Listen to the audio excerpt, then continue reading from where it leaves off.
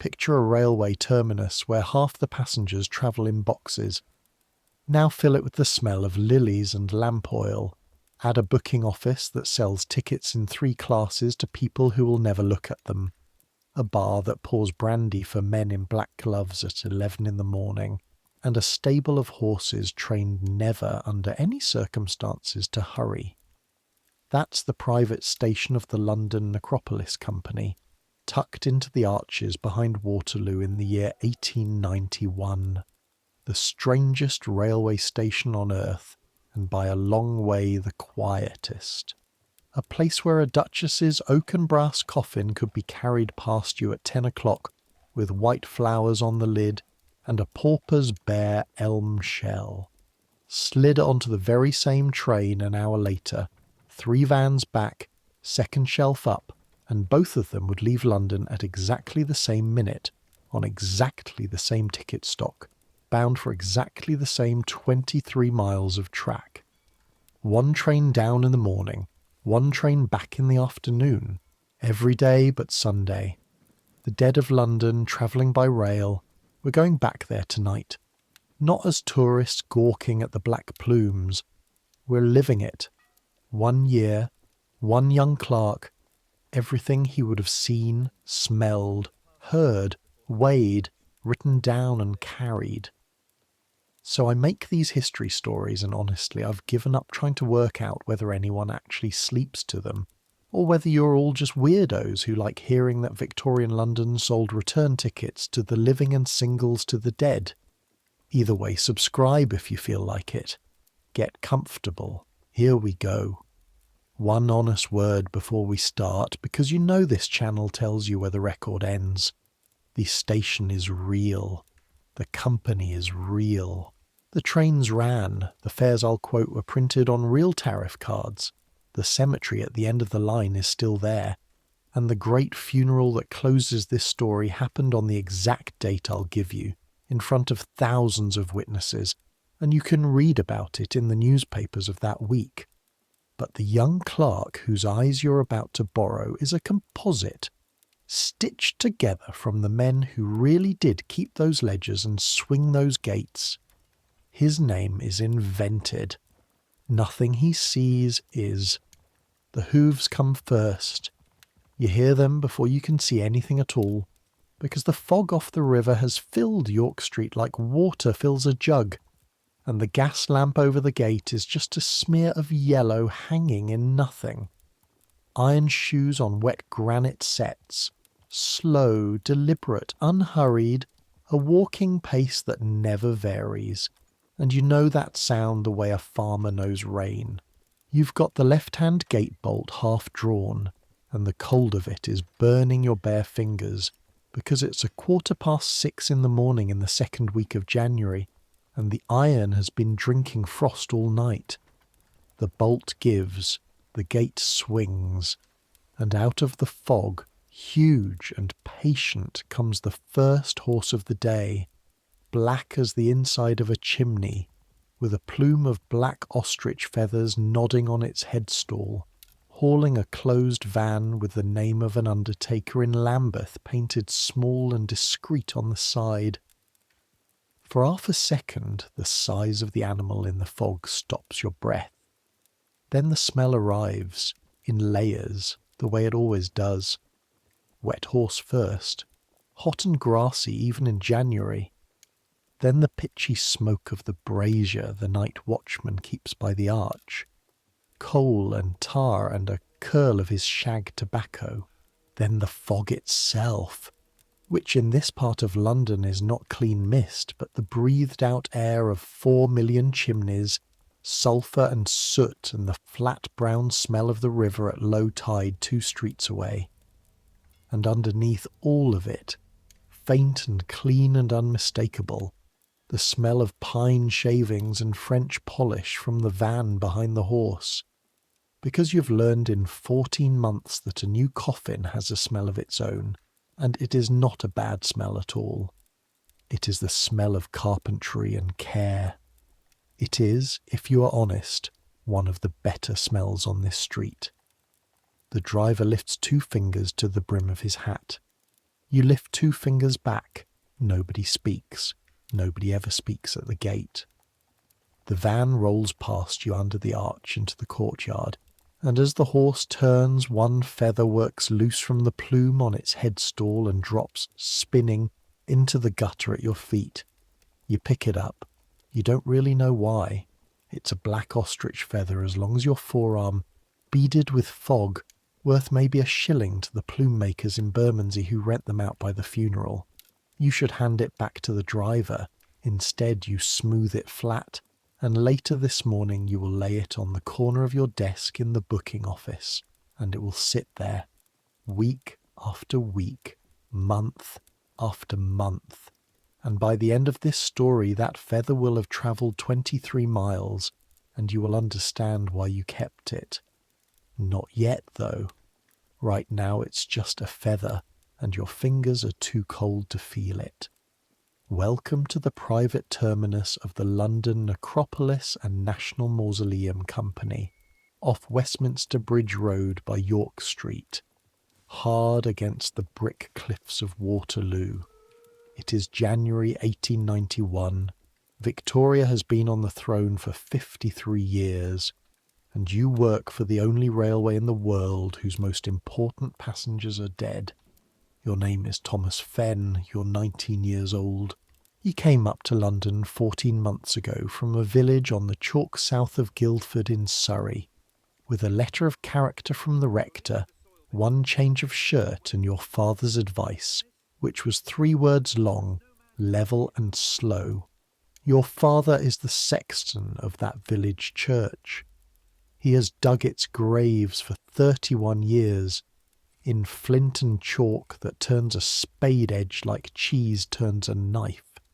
And when he heard his son had got a clerkship with the Necropolis Company, of all companies, he laughed once through his nose and said that between the 2 of them they had the trade sewn up at both ends. Level and slow is what he says about carrying a coffin over rough ground, and about lowering it on the webbing, and about everything else in life. You have come to believe it is the whole of the law.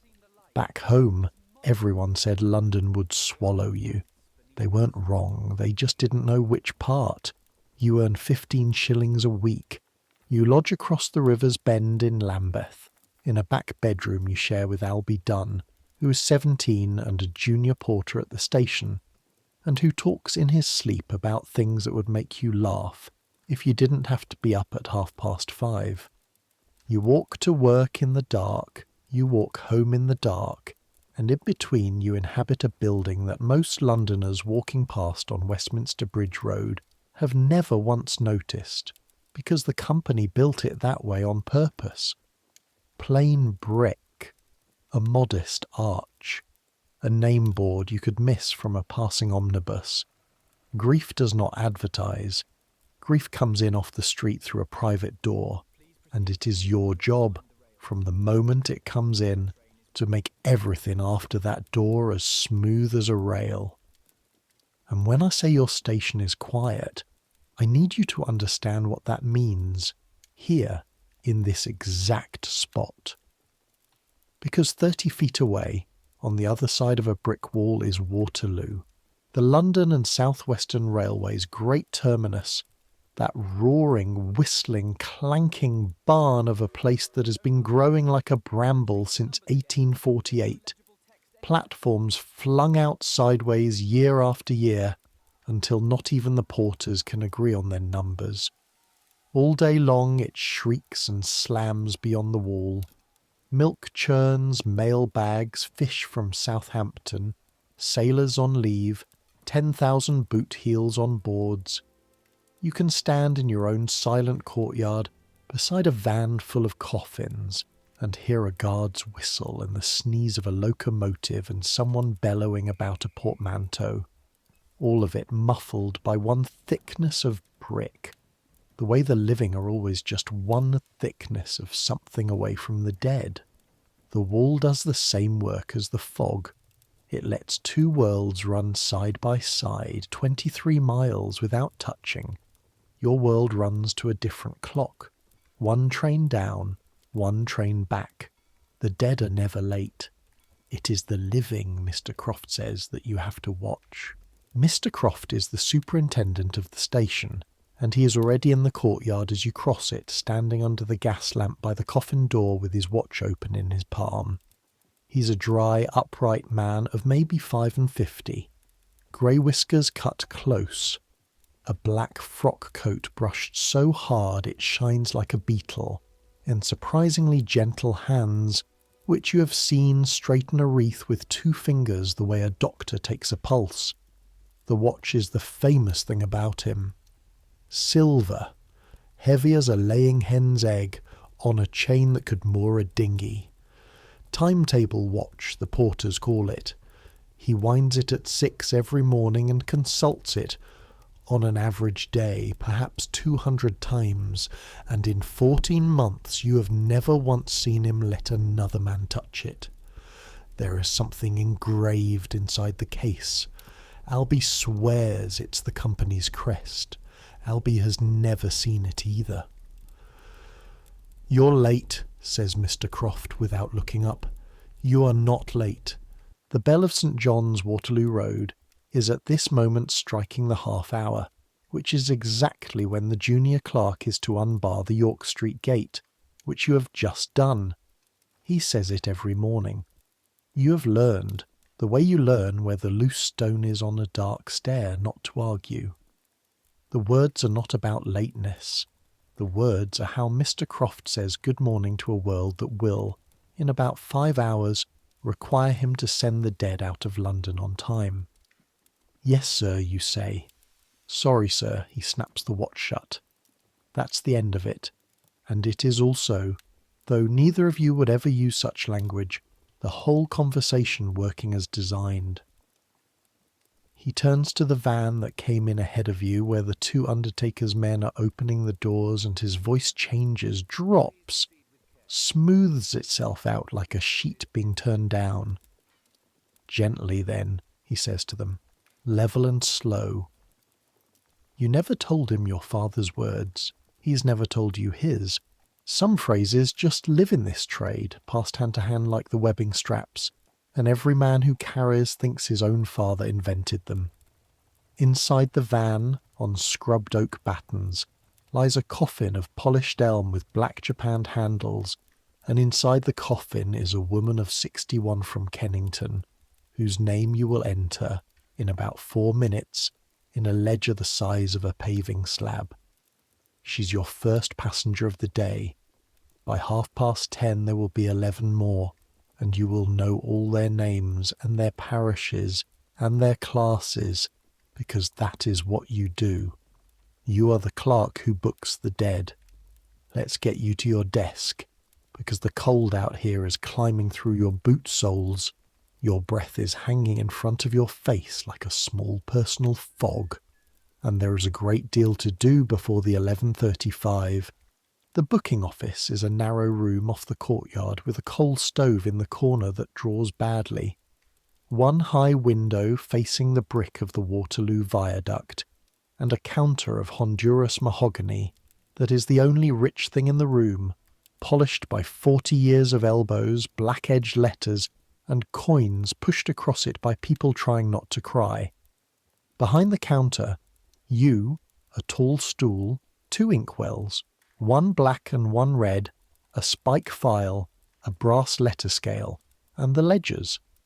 On the wall, the framed tariff of the company, and a map of the line from Waterloo to Brookwood, with the cemetery drawn at the end of it like a green sea at the end of a river. And on the corner of the desk, from this morning on, 1 black ostrich feather. You get the stove lit on the second match, which is a small victory over the north wind, and you set the day's first entries while your fingers are still too stiff to write a fair hand. So you write slowly, which Mr. Croft approves of because a slow hand cannot blot. The ledger takes them in columns: name of deceased, age, parish, class of funeral, class of carriage for the mourners, number in the party, officiating minister if any, grave number when the cemetery office confirms it. You rule the lines with a brass-edged ruler that has your predecessor's initials burnt into it with a poker, and you write the woman from Kennington into the mourning like this: Eliza Madron, 61, St. Mark's, Kennington, 2nd class, party of 9, 10:30. There is one more thing you do, and it is not in your instructions, and this is the moment to tell you about it, quietly, because it matters later. In the last column, the wide one meant for remarks, you have taken to writing where people are actually laid. Not just the grave number the cemetery office gives you, but the plot and the path and the nearest tree when the porters mention it, which they always do, because porters talk. Second, along from the big cedar, by the heather bank north side, left of the avenue as you face the chapel. It began as nothing, a way of making the long afternoons pass. It has become a habit you'd be embarrassed to explain. The official registers of the Necropolis Company are kept at the cemetery, properly in a fireproof office, by men senior to you. Your remarks column is just a boy's private map of a place he thinks about more than he lets on. Keep writing it anyway, Thomas. There will come a morning in October when that column is worth more than the whole rest of the book. By 7 the lamps are lit all down the covered platform, and the station begins its slow, hushed filling. And you should understand now what this building actually is, because it is not like any station in England. It is a station crossed with a chapel, crossed with a warehouse, and every part of it is built around one idea, and the idea is this: that the mourners must never see anything they should not see, and must never, ever meet each other. There are 3 waiting rooms, and they do not connect. The first-class room has a fire that Albie lays at 6:30, wax candles as well as gas, chairs upholstered in black horsehair, and a carpet thick enough to swallow a dropped shilling, which you know because you spent 20 minutes on your knees finding one for a gentleman's widow in November. The second-class room has the fire and the gas and no carpet. The third-class room has benches, scrubbed boards and a stove, and Mr. Croft inspects it as strictly as the first, which is one of the things you have quietly decided you admire about Mr. Croft. Each room has its own door to the platform, spaced apart so that 3 funeral parties can be moved to the train at 3 separate moments, and never cross in a corridor. The whole building is a machine for keeping griefs from touching.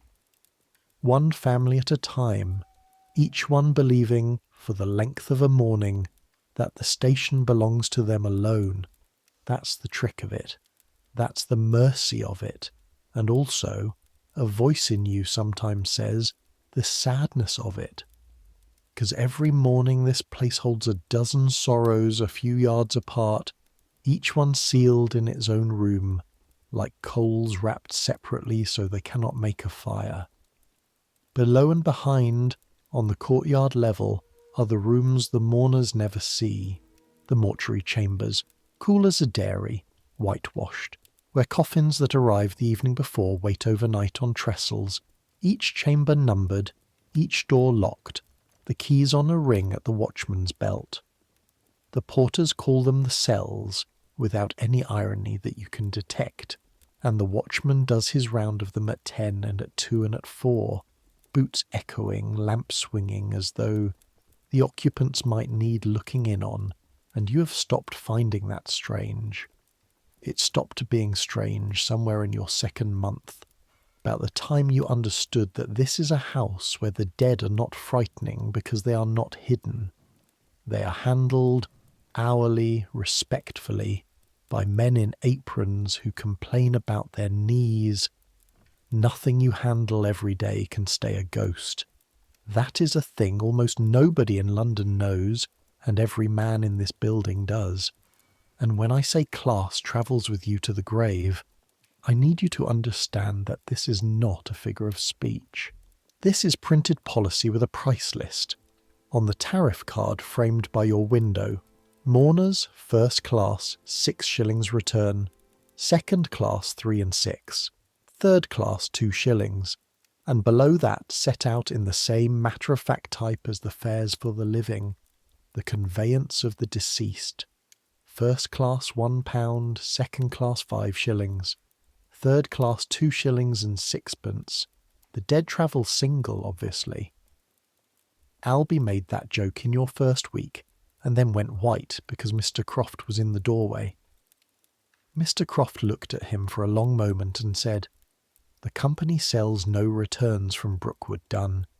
Kindly do not sell them in conversation either," and left.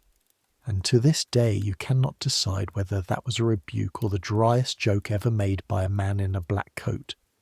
Even the hearse vans on the train are classed. From the platform they look alike, plain, dignified, windowless. But inside they're fitted like linen cupboards, shelved in compartments, and a first-class compartment is wider, with more careful padding and brass fittings instead of iron, and a first-class coffin rides alone in its own cell with the party's flowers, while third-class shells share a van, shelf above shelf, each cell chalked with a number that matches your ledger. The company's promise is that classes are never mixed in one compartment, and that every coffin of every class is carried level, loaded feet first and never tilted. You've watched Josiah Hobbs, the head coffin porter, stop a loading because a van floor had a wet leaf on it. 1 leaf. He is 62 years old, and he swept it away himself with his hat, rather than let a bearer's boot find it under a burden. But here is the fact that you turn over at night, the one you'll still be turning over at the end of this story. At Brookwood, at the end of those 23 miles, the first-class dead go to bought plots on high, dry ground, marked forever, chosen from a plan like building land. And the third-class dead, the parish dead, the workhouse dead, go to graves the company gives them in the further quarters, among the heather.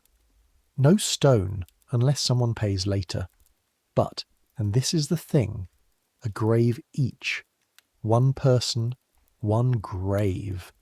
Not the old churchyard way, not the pit, not the tiered common shaft with strangers above and below you.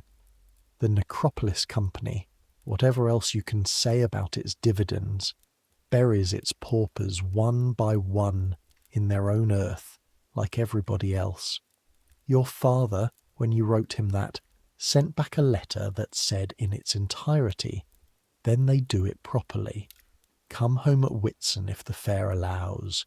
He is not a man who wastes ink." You keep the letter in the drawer under the ticket press. By 8 o'clock the second van has come and gone, and the third, hooves walking, plumes nodding, the fog thinning to a dirty pearl colour overhead, and the courtyard smells of horse and pine and the watchman's brazier, and you have booked, so far, an ironmonger from Newington, first class, the woman from Kennington, and 2 shells sent up from the Lambeth workhouse with their papers tied to the handles with string.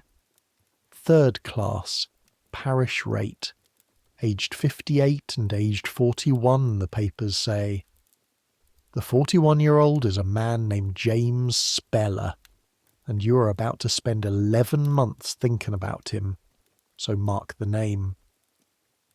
At 8:20, the undertaker's man from a good firm in the borough comes to the counter to settle a first-class booking for tomorrow. And this is a negotiation, because it is always a negotiation, and you have learned to do it the way Mr. Croft taught you, which is with the tariff card face up and your voice face down. The funeral is a wool merchant from Suffolk. The party is large.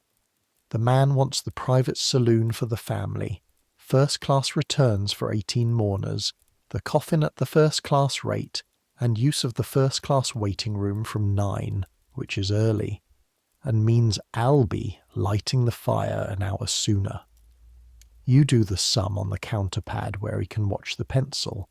because Mr. Croft says a sum a customer can watch is a sum a customer trusts. 18 first-class returns at 6 shillings is £5.8. The coffin, £1. The saloon, half a guinea. Waiting room, nothing, because the room comes with the class, and you say so, and you see the man's shoulders come down half an inch. £6, 18 shillings, and sixpence, and he rounds it to £7 even, and tells you to put the odd 18p in the plate at the cemetery chapel, and you write it all fair in the book, and stamp his receipt with the company's stamp, which you keep on a chain because stamps walk. £7. You earn 15 shillings a week. That single morning's booking is more than 2 months of your wages, and it is one funeral of the 4 first-class funerals this week, and while your pencil is still wet you can hear, through the wall behind you, the watchman rolling the workhouse shells into cell 9 on a barrow whose wheel wants oil. 2 shillings and sixpence each, parish rate, and the parish counts the sixpences. The wool merchant's flowers alone, when they come tomorrow, will fill half a van compartment, and will have cost more than James Speller's whole passage out of this world. You are 19. You notice these things. You write them nowhere, because the remarks column is for trees and paths, not for opinions, and a clerk's opinions, Mr. Croft says, should be kept like his penknife, sharp, folded, and in his pocket. At 8:30 you get your breakfast, and you get it standing up in the passage behind the booking office, because clerks do not eat in view of the public, and the public in this building might arrive at any moment with red eyes. This is the rule you minded most in your first month. Not the hours, not the cold, but eating your bread and dripping, standing in a passage like a horse eating from a nose-bag, ready to swallow and shove the crust in the drawer if the doorbell went. You've stopped minding. That worries you a little some mornings, the things you've stopped minding. But it helps that the bread comes from Mrs. Gale. Mrs. Gale keeps the refreshment room, which sits between the first and second-class waiting rooms and serves, according to the printed card, teas, coffees, and light refreshments, and according to reality, courage. She's a widow of about 50 with forearms like a baker's, which she was married to one, and she can look at a morning party coming through the door and tell you in a murmur, out of the side of her mouth, exactly what they will need. Sweet tea first, questions after, she says. That one in the Vale will want brandy in hers and won't ask, so I'll ask. The old gentleman won't eat in front of folk, so I'll wrap the seed cake for his pocket. She has kept this room 11 years. She has fed griefs of every class and size, and her rule is the same for all of them. Sweet tea first, questions after, and you have watched that rule unlock jaws and unclench hands that all the chaplains in Surrey couldn't have reached. She saves you the heel of the loaf and beef dripping in a teacup, and she calls you Long Thomas, because Albie is Short Thomas to her, though his name is Albert, and no one has ever successfully corrected Mrs. Gale about anything. At 9:15, the bell over the counter jumps, and it's your first mourners of the day, the party for the woman from Kennington, 9 of them in blacks that smell of the dye house, because cheap mourning is dyed in a hurry, and you can always smell the iron in it, and behind them, at 10, the ironmonger's people. First class, furs and jet beads, and a widow so upright she seems to be balancing her grief on her head like a water jug. You move one party to the second-class room, one to the first, doors apart, voices low, and Albie takes the luggage of flowers, and the morning does what the morning does. The building swallows sorrow in separate rooms and holds it gently until train time, and at 11, with everything ticking toward the 11:35, comes the small wrong thing, that the day will be remembered by, in the way every day at this station is remembered by its small wrong thing. There is a wreath on the platform with no party. It is lying on the boards outside the first-class door, a heavy ring of white hothouse flowers, camellias and stephanotis, easily 2 guineas worth of January bloom, with a black-edged card tied on with wired ribbon. Albie found it, and Albie is standing over it like a dog over a hedgehog, unwilling to commit. You turn the card over. It says, in a copying clerk's careful hand, for Eliza, from them as couldn't come. Eliza Madron, 2nd class, party of 9, already seated in their room. But the wreath was left at the first-class door by someone who came and went without ringing. And when you ask the 9, quietly calling their spokesman out to the passage, he looks at the card a long time and says slowly that there's no one who'd have sent it unless. And he stops and folds his lips and says there was a falling out in that family long ago, and best to say no more. He will not take charge of it. He actually steps back from it, half a step as though the white flowers were a debt. So it goes in your ledger in the remarks column, wreath unclaimed, sent down with deceased, and Hobbs himself carries it to the van and sets it on the coffin of Eliza Madron, because flowers, he sees, go with their person, whatever the living are at odds about, and you untie the wired ribbon before it goes, because the card must be entered and filed. That's the rule for unclaimed property, and you find your hands doing what your hands have been doing all winter, keeping things. The card goes on the spike, proper and official. The length of black-edged ribbon goes in the drawer under the ticket press, next to your father's letter, and you tell yourself it's in case the family writes to ask. Nobody will write. That ribbon has other work waiting for it. On a day some months from now when this platform will hold more flowers than it has ever held in its life, and you will be very glad to know exactly how a wreath with no mourner should be treated, from them as couldn't come. Keep the phrase somewhere warm. It is the motto of more of this trade than the tariff card would like to admit. At 11:20, Mr. Croft comes out of his office in his silk hat, which he wears only for train time, takes post at the platform door and opens the watch, and the great slow ballet begins. The train itself is waiting under the platform roof, and it has been waiting since 10, brought round from the running lines by arrangement with the South Western, because the Necropolis Company owns its station and its vans, but borrows its locomotives and its track, the way a small tenant rents from a great landlord. Today the engine is one of the South Western's neat mixed traffic types, green as a holly leaf under the grime, and on its footplate, wiping his hands on a wad of cotton waste, is driver Sowerby, who has worked the funeral turn by his own preference for 9 years. Sowerby is a wide, quiet man with a beard like a furze bush, and he has 2 habits that the whole station knows. He will not sound the whistle between the gates of the cemetery, not for anything, and before every departure he lays his bare palm flat against the boiler cladding for a moment, the way you'd steady a horse, and no one has ever asked him why, because there are questions you don't ask a man who has done a thing gently for 9 years. Behind the engine, the mourners' carriages, first class at the front, second behind, third behind that, so that each class steps from its own waiting room door to its own carriage door across 6 feet of platform.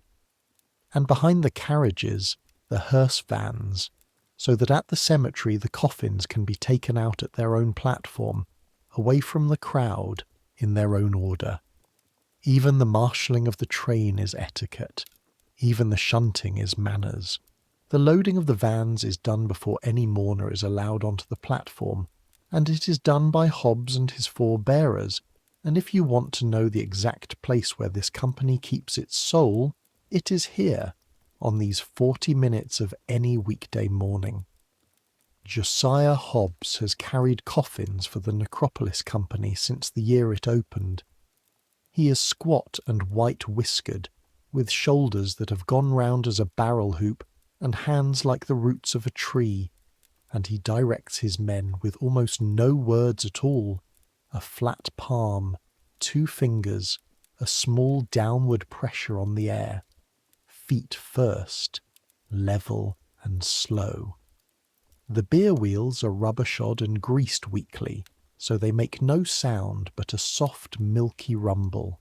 At the van door, the lift, and this is the part you can watch 100 times and still find yourself holding your breath, 4 men taking a dead stranger's whole earthly weight up onto their shoulders in one movement, smooth as pouring, no jerk, no stagger, the box riding level as a spirit bubble, because, Hobbes says, the last thing anyone does for them ought to be done properly. He said the rest of it to you in your first week, when he caught you hauling a trestle with one hand, tipping it, banging the leg on the door frame. He didn't raise his voice. He came over and set the trestle straight and looked at you from under his white brows and said, "Everything in this yard gets carried level, lad. The boxes because they must, and the rest because it teaches your hands. Carry them level. It's the last kindness anyone can do them, and it costs nothing but care." Then he walked off, bandy and slow, and you stood there with your ears burning, and that was the whole lesson, and you have carried everything in your life level since. Trays, ledgers, news, and you suspect you always will. There are men who teach you a trade and men who teach you a posture. Hobbes teaches posture. At 25 past, the parties are brought out, 1 room at a time, first class to the front carriage, with the widow balancing her grief like water, second class next, the nin from Kennington shuffling in their iron-smelling blacks, and no party sees another except as distant shapes down a long platform, which is the whole design working. Mrs. Gale stands at her door with a basket in case anyone faints, because someone faints about once a fortnight, and Mr. Croft walks the platform once, unhurried, silk hat, watch in palm, like a man inspecting the morning itself. At 11:34 he looks at Sowerby. Sowerby lays his palm on the boiler, then takes the regulator. No whistle, not here, just the guard's green flag dipped once. And at 11:35 to the half-minute, this strangest train in England slides out of its hidden station, over the crossings, up onto the viaduct among the ordinary traffic of Waterloo, carrying that morning's dead of London out of London. You go down with it. This is the part of your work you'd never give up, though it costs you a cold ride in the rear brake compartment with the guard, because the junior clerk travels down twice a week to carry the paperwork, the grave orders and burial certificates, and to balance the tickets with the cemetery office. And today is a paperwork day, and it is also, though the word feels wrong for a funeral train, the nearest thing your week has to a holiday. 'Cause here is the thing nobody tells you about the dead train. The journey is beautiful. Out of the smoke first, slowly. The viaduct swings you past the backs of Lambeth, chimney pots at eye level, washing hung grey in the January air, a woman shaking a rug from a window who stops and stands still and bows her head as the vans go by. Because people do, they still do. They see the plain, windowless vans and they know this train. All South London knows this train. Past Vauxhall, the river flashing tin-coloured on your right. Barges, the Houses of Parliament far off with their fretted stone dissolving in haze. The great tangle of Clapham Junction, where your quiet procession threads between shrieking suburban trains, packed with clerks like you, alive ones, noses in newspapers, and not 1 in 50 looks up.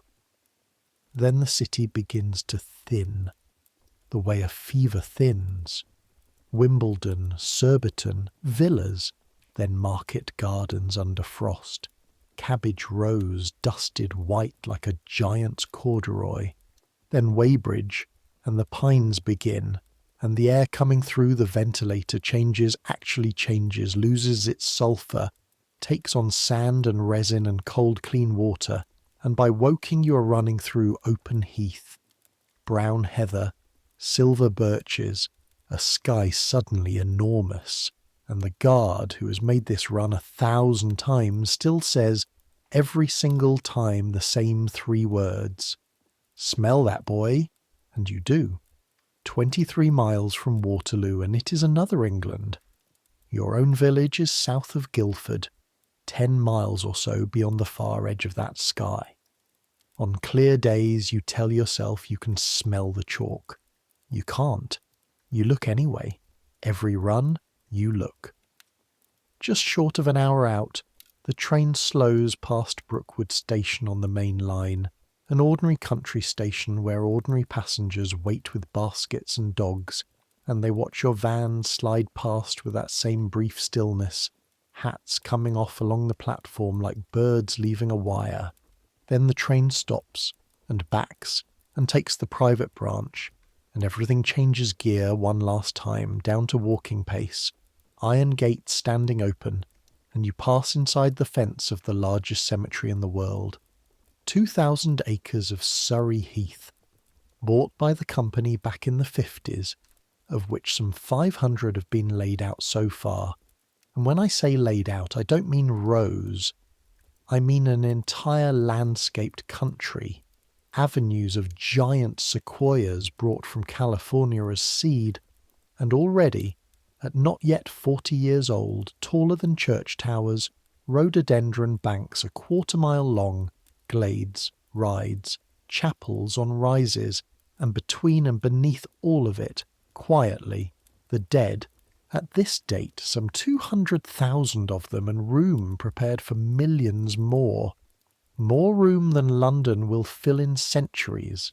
The branch line runs down through the middle of it under an avenue of pines, single track. The rails kept polished by 1 slow train a day, and the sleepers in spring, the porters swear, sprout wildflowers at their edges, because even the permanent way here has given up being entirely of this world. There are 2 stations inside the fence, and the 2 stations are the class system and the Reformation rendered in timber and paint. North Station first, for the nonconformists, and for everyone to be buried in unconsecrated ground. Chapel's plain as a preaching house, and on its platform this morning stands Mr. Dale, the nonconformist minister the company retains, a long thin Yorkshireman with a voice like a bass viol stamping his feet against the cold. A mile further South Station for the Church of England, its ground consecrated by the Bishop of Winchester himself back in November 1854, and on its platform the Reverend Mr. Wickens, the company's Anglican chaplain, small, pink, gold-spectacled, who buries the strangers of London, the ones who come down with no minister of their own, and does it, you have heard him, as though each one were a lost cousin. Wickens and Dale have conducted between them more funerals than any 2 clergymen in the Empire, and they keep up a rivalry so old it has gone soft, like an apple in straw, about whose waiting room keeps the better fire, whose platform flowers survive the frost, whose congregation sings, since Dales actually sing. Twice a year they dine together at the railway hotel in Woking, and complain about the living. The porters call them the 2 rooks. They would be insulted to be separated. Today's work goes, as the work goes. The ironmonger and Eliza Madron and the others of the consecrated persuasion are borne into the South Chapel in their turns, Wickens's voice rising and falling behind the doors like weather, and at the North Station the 2 workhouse shells are carried out last when the platform is empty, and taken on a hand-bier along a sandpath to the far quarters, where the heather grows to the grave edges, and this is where you see the thing you will not manage to leave behind in Surrey. James Speller, age 41, of the Lambeth workhouse, is buried at 2:30 in a grave with no one at it. No one at all. There is Dale, who reads over every pauper the company brings him, never hurrying, exactly as if the heather were a packed chapel. There are the 2 gravediggers, backs bent, breath steaming. And there is you, 20 yards off on the path with your satchel of certificates, present entirely by accident of timetable. That's the whole assembly. And here is the detail that hooks under your ribs and stays. Your ledger this morning shows a 3rd-class mourner's ticket bought for this funeral. 2 shillings, paid in coppers at your own counter yesterday evening, the clerk before you entering it as brother of deceased. A ticket was bought. The brother never came. Somewhere back up the line in the crowds of London is a man who found 2 shillings, which is not nothing, for a train he then could not make himself board. The small green ticket is in your satchel now, unused, unclipped, and company practice is plain. Unused tickets are cancelled and the money kept. Rules are rules. But when you get back tonight, you will not spike it with the day's waste paper. You will put it in the drawer under the ticket press with the ribbon and your father's letter, and you will not be able to tell yourself why, except that cancelling it feels like agreeing that no one came, and some column in you refuses the entry. Leave it there, Thomas. It keeps. Come summer, that ticket is going to ride this line after all, Dale finishes. The diggers take up their spades, and the sound of the first earth going down onto elm boards is a sound you know from your father's churchyard. A deep hollow drum knock. Twice. 3 times. And then soft. Dale stands a moment longer than he needs to. Then he walks back with you along the sandpath, black skirts snapping in the wind, and he looks out over the heather quarters, the hundreds of low, unmarked mounds like a field ploughed by something patient, and he says in that bass vile voice, "Not really to you. Man goeth to his long home, and the mourners go about the streets, and when the mourners cannot come, lad, we are the mourners. That is the whole of my employment." Then, in exactly the same tone, "Wickens's stove smokes, you know. Mine draws like a chimney should. Tell them that at London." The 2 rooks. You laugh, and he means you to, and you understand that too is part of the employment. The return train leaves Brookwood in the middle of the afternoon, and the return is a different creature from the down journey, and no one warned you about that in your first week either. Going down, the train is a procession. Coming back, it is a sitting room. The worst is over. The vans run empty and light behind, and in the carriages the mourners, who will not look at each other at Waterloo, have been to the edge of the world and back together, and Mrs. Gale's opposite numbers at the cemetery stations have fed them hot soup and bread, and, for those that needed it, something from the licence side of the refreshment room, because both cemetery stations hold a licence. And yes, that means what you think it means. There is a bar in the cemetery, 2 of them, and the company defends the fact stoutly, because a burying is cold work and the living are still living, so the train home hums, low, with talk. Someone always tells a story about the person buried, and someone always laughs. The first laugh, the frightening one, the one that turns into the sound of a family deciding it will survive. You sit in the break with your balanced tickets and listen to it come through the partition, and the winter dark falls outside, and the lights of London rise ahead like a lid of embers, and this The 4 o'clock hum of the living coming back is the sound you would put in a bottle if you could and sell at Mrs. Gale's counter and make the company's fortune forever. 1 train down, 1 train back. By 5 the vans are washed and the platform swept. By 6 the ledger is ruled off, and Mr. Croft reads your day's page in silence, follows the columns with 1 dry finger, and closes the book. Punctual, he says, which from Mr. Croft is a sonnet. You bank the stove, you bolt the York Street gate, whose iron is no warmer than it was at dawn, and you and Albie walk home over the bend of the river into Lambeth, past the lit doors of cook shops, through the ordinary roaring London of the alive. 2 young men from the quietest station in the world, saying nothing much, glad of the noise. Supper is bread and cheese and the end of a mutton bone from the landlady, eaten at the kitchen table under 1 gas jet, and then the cold back bedroom, and the bed you share because that's what 15 shillings a week, and a porter's 12 buy in Lambeth, and Albie, who spent his day carrying flowers and firewood and 1 fainted ant, is asleep before the candle's out. He sleeps like a dropped coat. You lie in the dark with your feet on the warm brick the landlady leaves in the bed on the coldest nights, listening to the city, and this is when the day sorts itself, like the ledger ruling itself off behind your eyes, the feather on the desk, the wreath from them as couldn't come, the green ticket in the drawer, the drum knock of earth on elm 20 yards off with nobody standing there. And because you're 19 and can't help it, you lie there doing the sum you never write down, the one between the wool merchant's £7 and the parish's half-crown, and finding that it will not balance and never has, and you fall asleep before you solve it, which is the only way anyone in London ever stops doing that particular sum.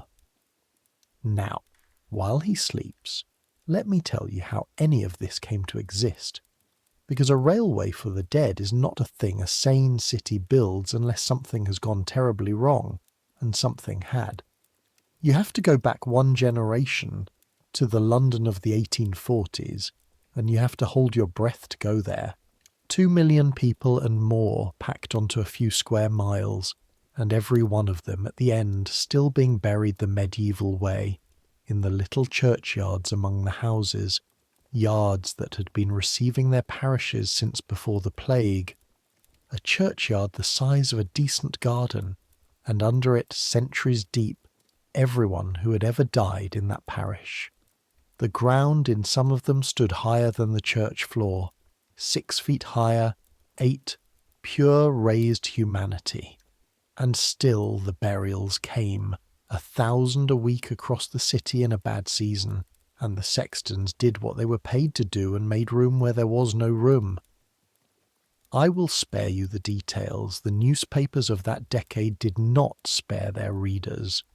It is enough to say that men wrote sober official reports about those yards, and the reports read like nightmares, and that people lived, ate, drew their water, and raised children a wall's thickness from all of it.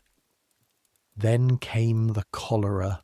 It had come before in the 30s, but the visitation of 1848 and 1849 was the great one, and in those 2 years it killed more than 14,000 Londoners, and for one terrible stretch the dead were outrunning the ground itself.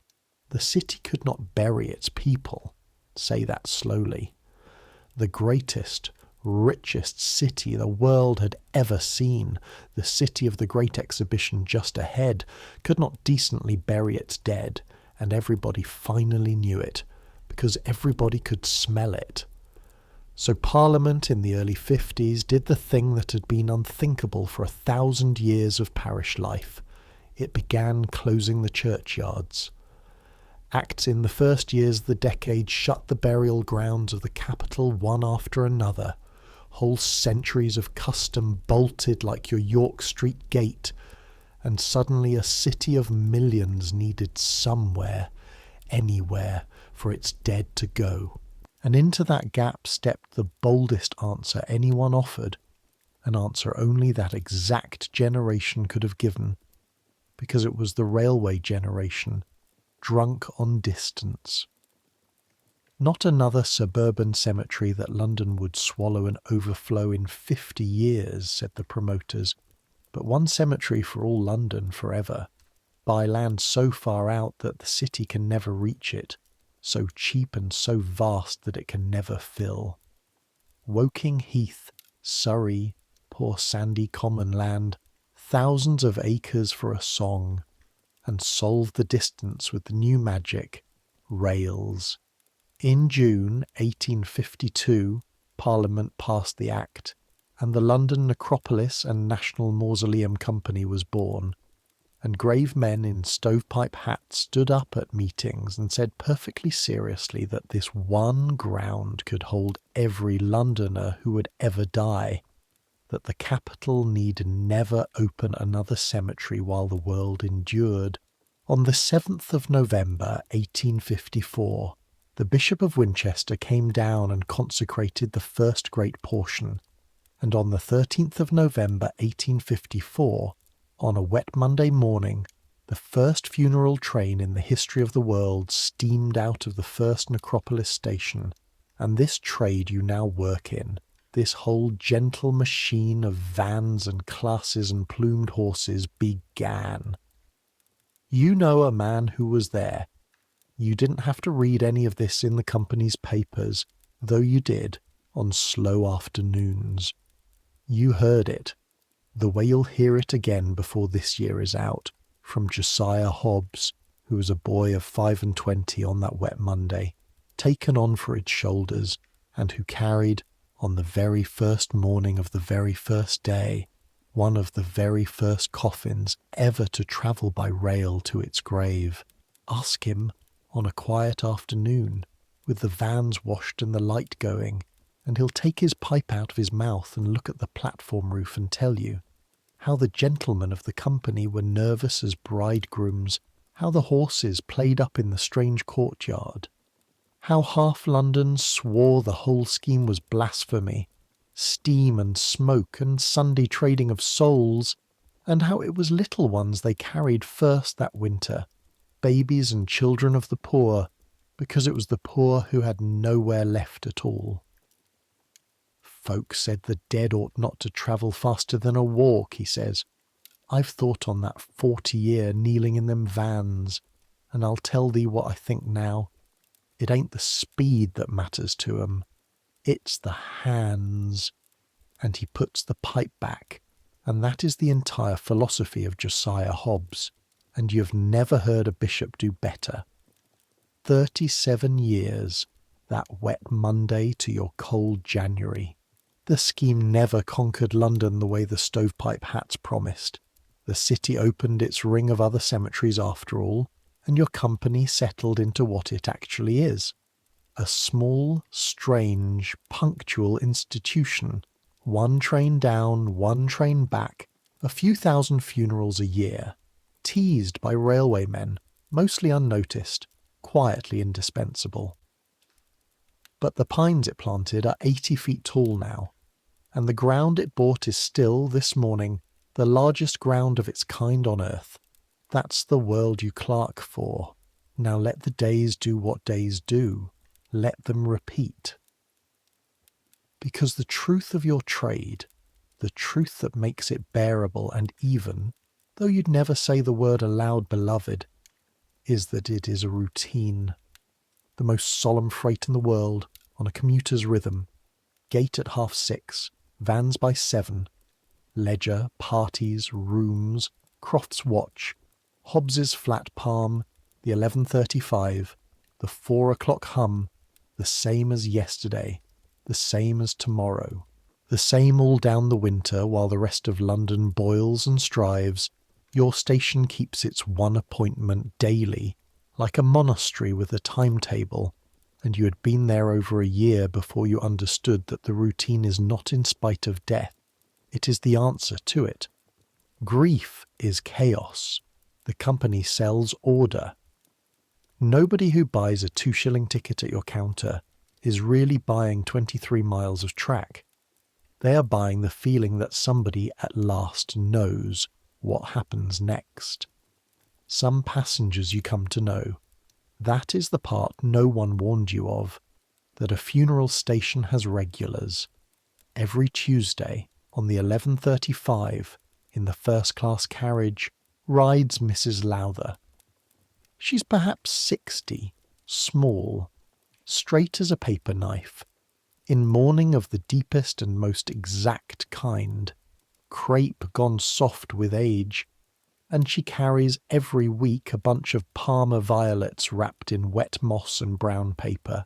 Her husband is at Brookwood, on the high ground near the great cedar, under a stone you have seen, pale granite, and she goes down every Tuesday in every weather and sits out the hours between trains at his grave, and comes back on the afternoon train, and has done, Mrs. Gale tells you, for upwards of 2 years. She buys her 6-shilling return herself at your counter every Tuesday morning at 10 precisely, always exact coin, always the same 3 words, "Good morning, Thomas," because she asked your name once in your first month and has never forgotten it, which is more than some of the company's directors have managed.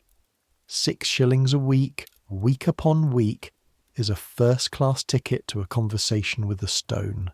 You did that sum once too, without meaning to, £15 and more a year, 20 weeks of your wages, and then you watched her walk to the carriage with her violets held in both hands like something that might spill, and you put your pencil down, and you have never done that particular sum again. Some fares are not fares. Some fares are vows with a ticket number, and your counter, you're slowly learning, sells more of those than the tariff card has names for. January grinds on, and the winter shows you its teeth just once, in the last week, and even its teeth are quiet. Fog again, but the true kind this time, the brown wall, the kind where Waterloo next door goes silent because nothing dares move, and detonators crack somewhere down the lines like distant guns, fog signals, the sound of a whole railway feeling its way by touch. Your 11:35 leaves 11 minutes late creeping, and 11 minutes is nothing. 11 minutes would be a boast anywhere else on the South-Western this morning. But Mr. Croft stands at the platform door with the watch open in his glove, and a face like a closed church. And when the tail lamps have dissolved into the brown, he says, "To the fog more than to you. 11 minutes. You say something young and stupid. You say, 'They won't mind, sir.' And the moment it's out, you hear it. And Mr. Croft turns and does not raise his voice, and delivers the only sermon you will ever hear him give. The dead have kept every appointment ever made for them, Fen. Every one, since Adam. They are the most punctual passengers in England. If this company keeps them waiting, whose fault exactly are we to suppose it is?" He shuts the watch. The living can be late. The dead cannot be kept waiting. See, the 3rd-class stove is made up. Their room was cold at 9. And he walks off into the fog with his hands behind his back, and you stand there understanding all at once and for the rest of your life that everything about this man you had filed under strictness had been filed by you, all along, under the wrong heading. It was never punctuality. It was reverence, wearing punctuality's coat. You'll find out by the end of this year exactly how personal that reverence is. Not yet. And then January does end, and it ends with newsboys. You hear them on the evening of the 30th, walking home with Albie over the river's bend. The running shout that always means a great name has fallen. Papers going hand to hand under the lamps, and the name this time is Bradlaugh. Charles Bradlaugh is dead. Albie stops dead in the road to hear it cried again, because there is no one in London, not a cab horse, that does not know that name. The Member of Parliament for Northampton, the atheist, the most argued about man in England, the man who would not swear the oath on the Bible, and was thrown out of the Commons and locked in the clock tower and re-elected, and re-elected, and re-elected again, until Parliament gave way and let him affirm, the man half the country burned in effigy, and the other half would have carried on their shoulders through fire. Iconoclast, his paper called itself. 57 years old, and dead at the end of January, of his heart and his kidneys, and 20 years of fighting, and the papers cannot agree tonight, as they could never agree while he breathed, whether England has lost a devil or a lion. Albie reads the broadsheet over a stranger's shoulder, and whistles low and says, "Where will they put him then? Him as believed in nothing. No church'll have him, will it?" And the stranger, an old man in a muffler, says, without turning round, "Brookwood, unconsecrated ground. Where else?" And Albie looks at you, and you look at Albie, and neither of you says anything at all, because you both work at the little station behind Waterloo, and you have both just understood in the same half-second where the biggest funeral in England is about to happen. It is coming down your line. The next 3 days are the strangest your station has ever shown you, because your station, whose whole art is smallness, must suddenly prepare for multitude. The arrangements are settled between the company, the South-Western and Bradlaugh's people, and the shape of them comes down to Mr. Croft on paper, and from Mr. Croft to the rest of you in his flattest voice, the voice he uses when a thing is enormous. The funeral is fixed for Tuesday, the 3rd of February. There will not be one train. There will be specials, running down in succession, the ordinary funeral train and more behind it, because the applications for tickets are arriving, as you can personally testify, in sacks. You spend 2 whole days doing almost nothing but writing tickets and lists, your right hand cramped to a claw by evening, and the letters keep coming, from Northampton, from Manchester, from mining villages in Wales and weaving towns in Lancashire, secular societies, radical clubs, working men's institutes, whole branches asking for 50 places, 80, 100. Men who never in their lives bought a first-class anything asking the price of nothing but standing room on any train that will get them to Surrey by 2 o'clock. Some of the letters enclose postal orders carefully counted to the penny. One encloses, wrapped in a scrap of flannel, 2 shillings in coppers and stamps, and the words, printed careful as a child. He spoke for us in the house when no other would. You book them all. You book until the ledger for the 3rd of February stops looking like a page of funerals and starts looking like what it is, which is a page of history happening at your counter at 2 shillings a head. Mrs. Gale bakes for 3 days straight and commandeers Albie for a mule. Hobbs has the vans washed twice and says nothing at all, which from Hobbs is a state of high excitement. Wickens and Dale down the line are in the strangest position of anyone. 2 professional buriers of the dead preparing their ground for the most famous funeral either will ever host, at which, by the dead man's own firm instruction, neither of them nor any minister of any faith will say a single word. There is to be no service, no prayers, no hymns, no address, nothing spoken at the grave at all. The papers have been chewing on that all week, some scandalised, some strangely moved. He asked for silence, and silence, in unconsecrated ground, off the North Station, among the heather, is what he is going to get.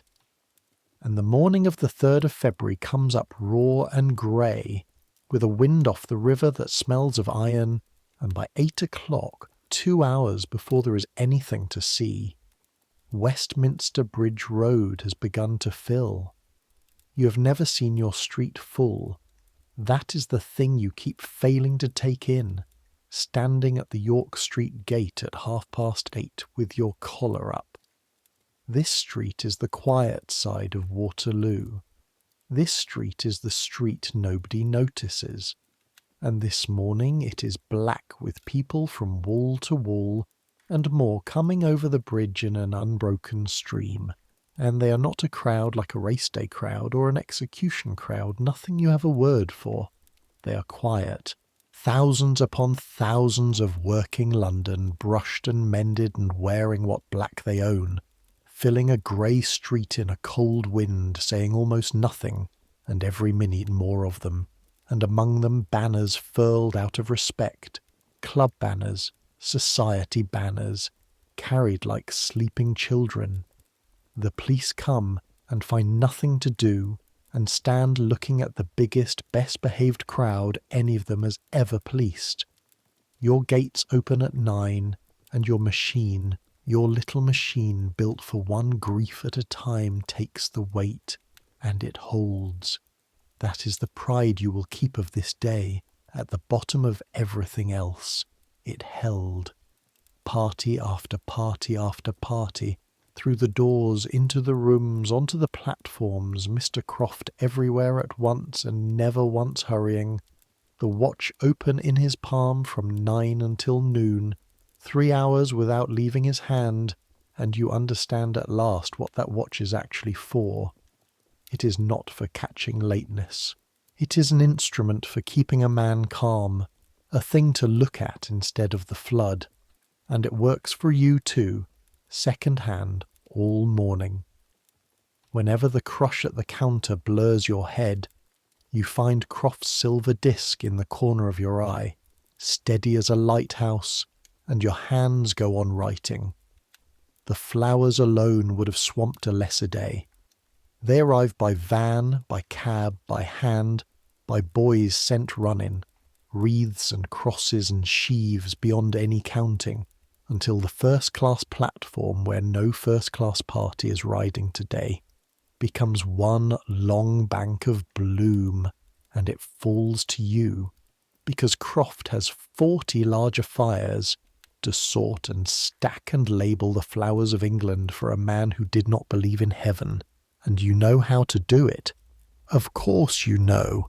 A wreath with no party goes down with its person. Flowers go with their person, whatever the living are at odds about. You learn the whole lore of it from Hobbes and a ring of white camellias in January, and so you work along the bank with a stick of chalk and a boy either side of you, steady, level and slow, and half the cards you turn over from pit villages and back streets and places you will never see say some cousin of the same 5 words. From them as couldn't come, you come to one small wreath of laurel, no flowers, just laurel, and the card says only, for the member for Northampton, from 3 of his constituents. Paid for, you happen to know, from this week's postal orders at 6pence a man.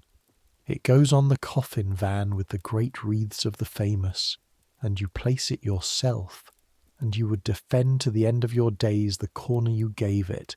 The coffin comes at last through streets so full the horses walk a path exactly 1 van wide, and the crowd closes behind it like water, and it is plain oak, plain as a bench, with his name and his dates, and when it passes under the arch into your courtyard, the whole of Westminster Bridge Road takes its hat off in one motion, one long ripple of bared heads in the cold, thousands of them, silent, and that not anything later is the moment your throat closes.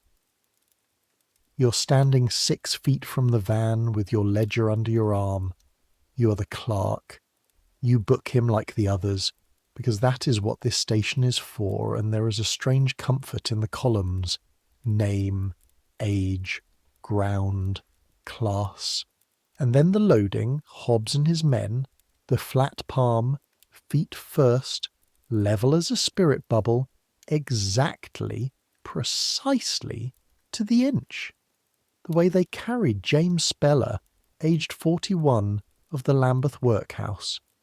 And you find you're glad almost to tears about that and could not explain it to anyone, except that maybe this is the one house in England where what the great man gets and what the pauper gets is, at the last, the same four shoulders and the same care. The trains go down loaded past anything in the company's history. Carriage after carriage of quiet men and women standing shoulder to shoulder, and you go down on the last special with your satchel, pressed in the brake corner, and the line itself has sprouted people. They stand at the ends of platforms all down through the suburbs, at level crossings, at garden fences out where the pines begin, hats off as the trains pass, all 23 miles of it, London seeing him out the whole length of your line. At Brookwood the crowd flows off the platforms and down through the cemetery to the north side, the unconsecrated side, Dale's side, and gathers itself around one open grave in the heather quarters, and the newspapers afterwards will argue the number, 3,000, 5,000, more, and you, who are standing far at the edge on a sand path with your satchel, exactly where a junior clerk belongs, will only ever say it was more people than you knew, the world held quiet at once.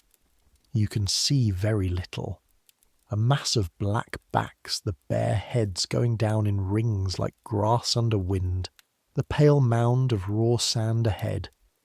Near you at the path's edge stand two figures you know, Wickens and Dale, side by side, both in their blacks, neither with any office to perform, the two rooks with folded wings, and as the coffin is borne past to the grave, both take off their hats together, and Wickens says, very low, not to Dale, not to you, perhaps to the ground itself, today we are all congregation, and Dale, bass viol, I. That's the entire funeral service of Charles Bradlaugh, and it is spoken at the edge by two men whose services he refused, and you will never hear anything in a chapel to better it. And then the silence. They lower him in silence, as he asked. No word, no prayer, no verse. Thousands of human beings around one hole in the Surrey heath, and no sound but wind in pines, the creak of webbing, somewhere one crow, and the long breathing hush of a multitude keeping faith with a man by saying absolutely nothing, and it is 10 times louder than any hymn you have ever heard. The webbing runs, the creak stops, nothing. The wind! And then from somewhere deep in the crowd one sound does come, one sound nobody can forbid. A woman weeping briefly and being held by her neighbours, and the silence closes back over it gently, the way the fog closes and it is done. The most argued about man in England is in the ground of your company, in a grave your ledger numbers, and eternity, whatever he thought of it, has him now. The crowd does not disperse so much as melt, in slow streams, back toward the stations, past the graves of strangers, and some of them you notice, working folk from the specials, stop by the low unmarked mounds of the pauper quarters on their way, and stand a moment, hats off, at the graves of people they never knew, because the habit of reverence once switched on does not know where to stop. Among that melting crowd, somewhere, unrecorded by you though recorded forever by himself, walks a thin, shy law student from India, 21 years old, in London to eat his dinners at the Inner Temple, who admired the honest atheist enough to come and see him buried. He will write about this day, this cemetery, this crowd, half a century later, when the whole world knows his name, which is Mohandas Gandhi. You cannot know that. You're a clerk on a sandpath with a cramp in your writing hand. History does not introduce itself, it just shares your train home.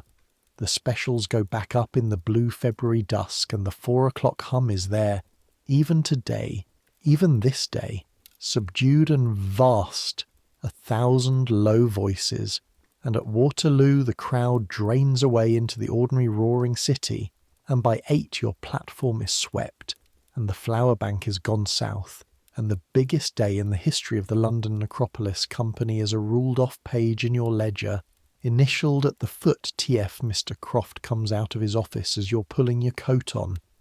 He looks older tonight, and he looks, though you would struggle to prove it, satisfied, somewhere under the grey.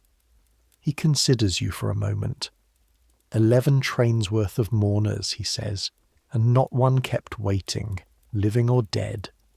He closes the watch and pockets it, and says the nearest thing to poetry you will ever get from him. Whatever the gentleman believed, Fen, we kept our side of it. Go home.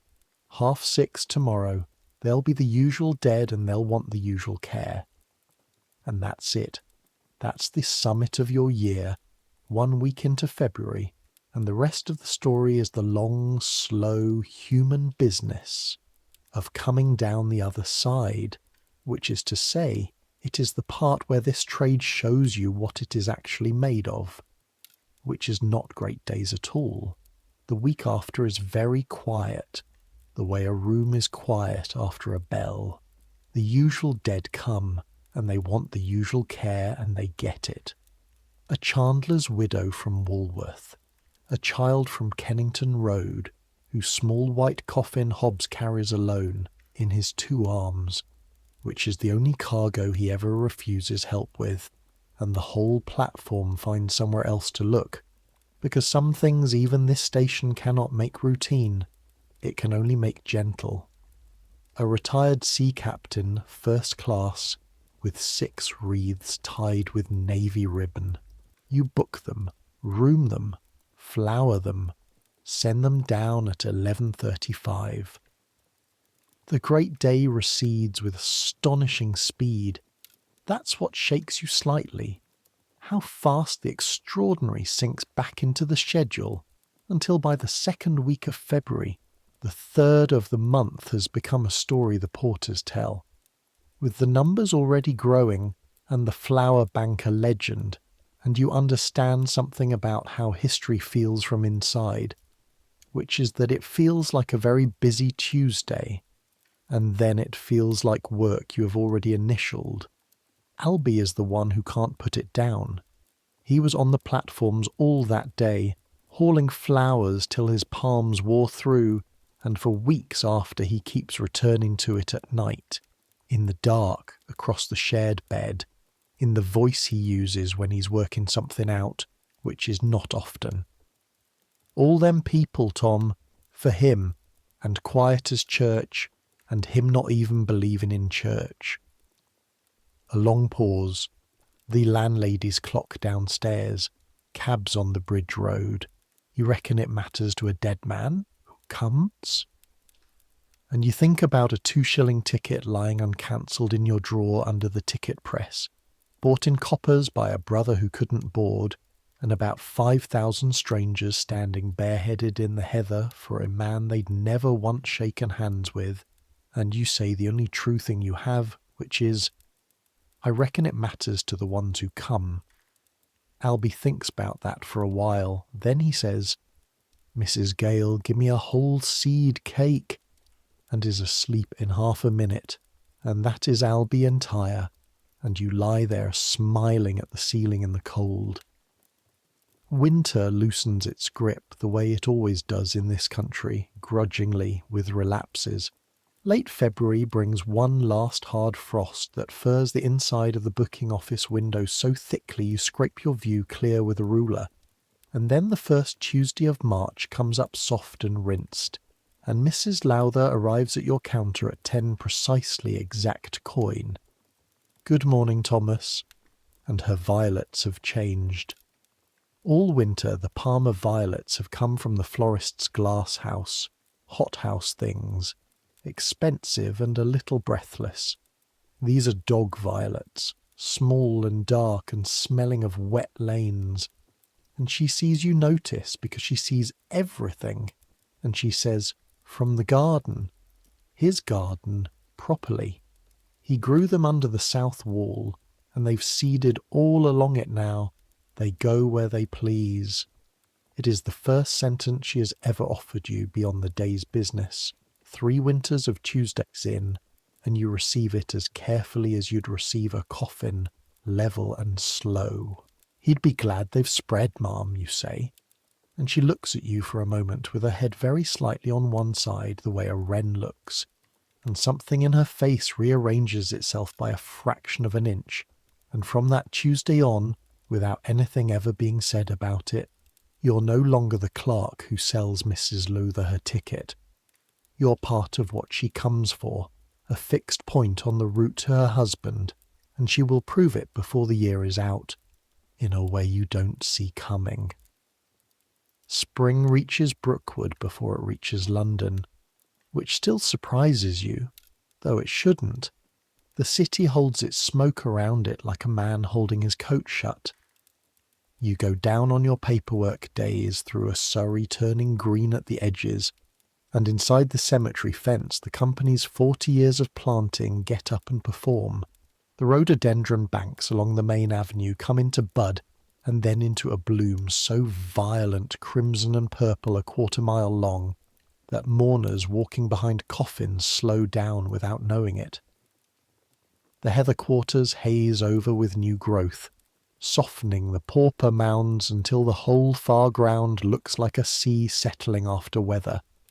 Birds everywhere, the cemetery is the best birdland in the county, and the grave diggers feed them like pensioners, robins that ride the barrow handles, a thrush that sings from the roof of the North Chapel, all through Dale's burials, and Dale will not have it shooed, on the grounds, he says, that it is the only member of his congregation with a reliable voice. Even the dead seem, you catch yourself thinking, and then you stop, because the thought has no respectable ending, but you think it anyway. Even the dead seem better off in spring. It's on one of those green paperwork days in April, waiting out the hours between trains, that you finally see the famous grave again. Bradlaugh's. You walk out to the north quarters, half meaning to and half pretending you're not, and you find you are not alone. You're never alone there. That's the thing. 2 months on, and there are still people at that graveside on any given day, working men mostly, come down on the ordinary trains from Waterloo to Brookwood Station, and walked in through the gates, standing quiet by the mound with their caps in their hands. The grave is kept heaped with fresh flowers, has been since February, renewed by nobody official, by everybody, penny bunches and garden cuttings, and propped among them, weather-curled cards and papers, and you stoop to one, and it says, in pencil, from them as couldn't come on the day. The exact 5 words.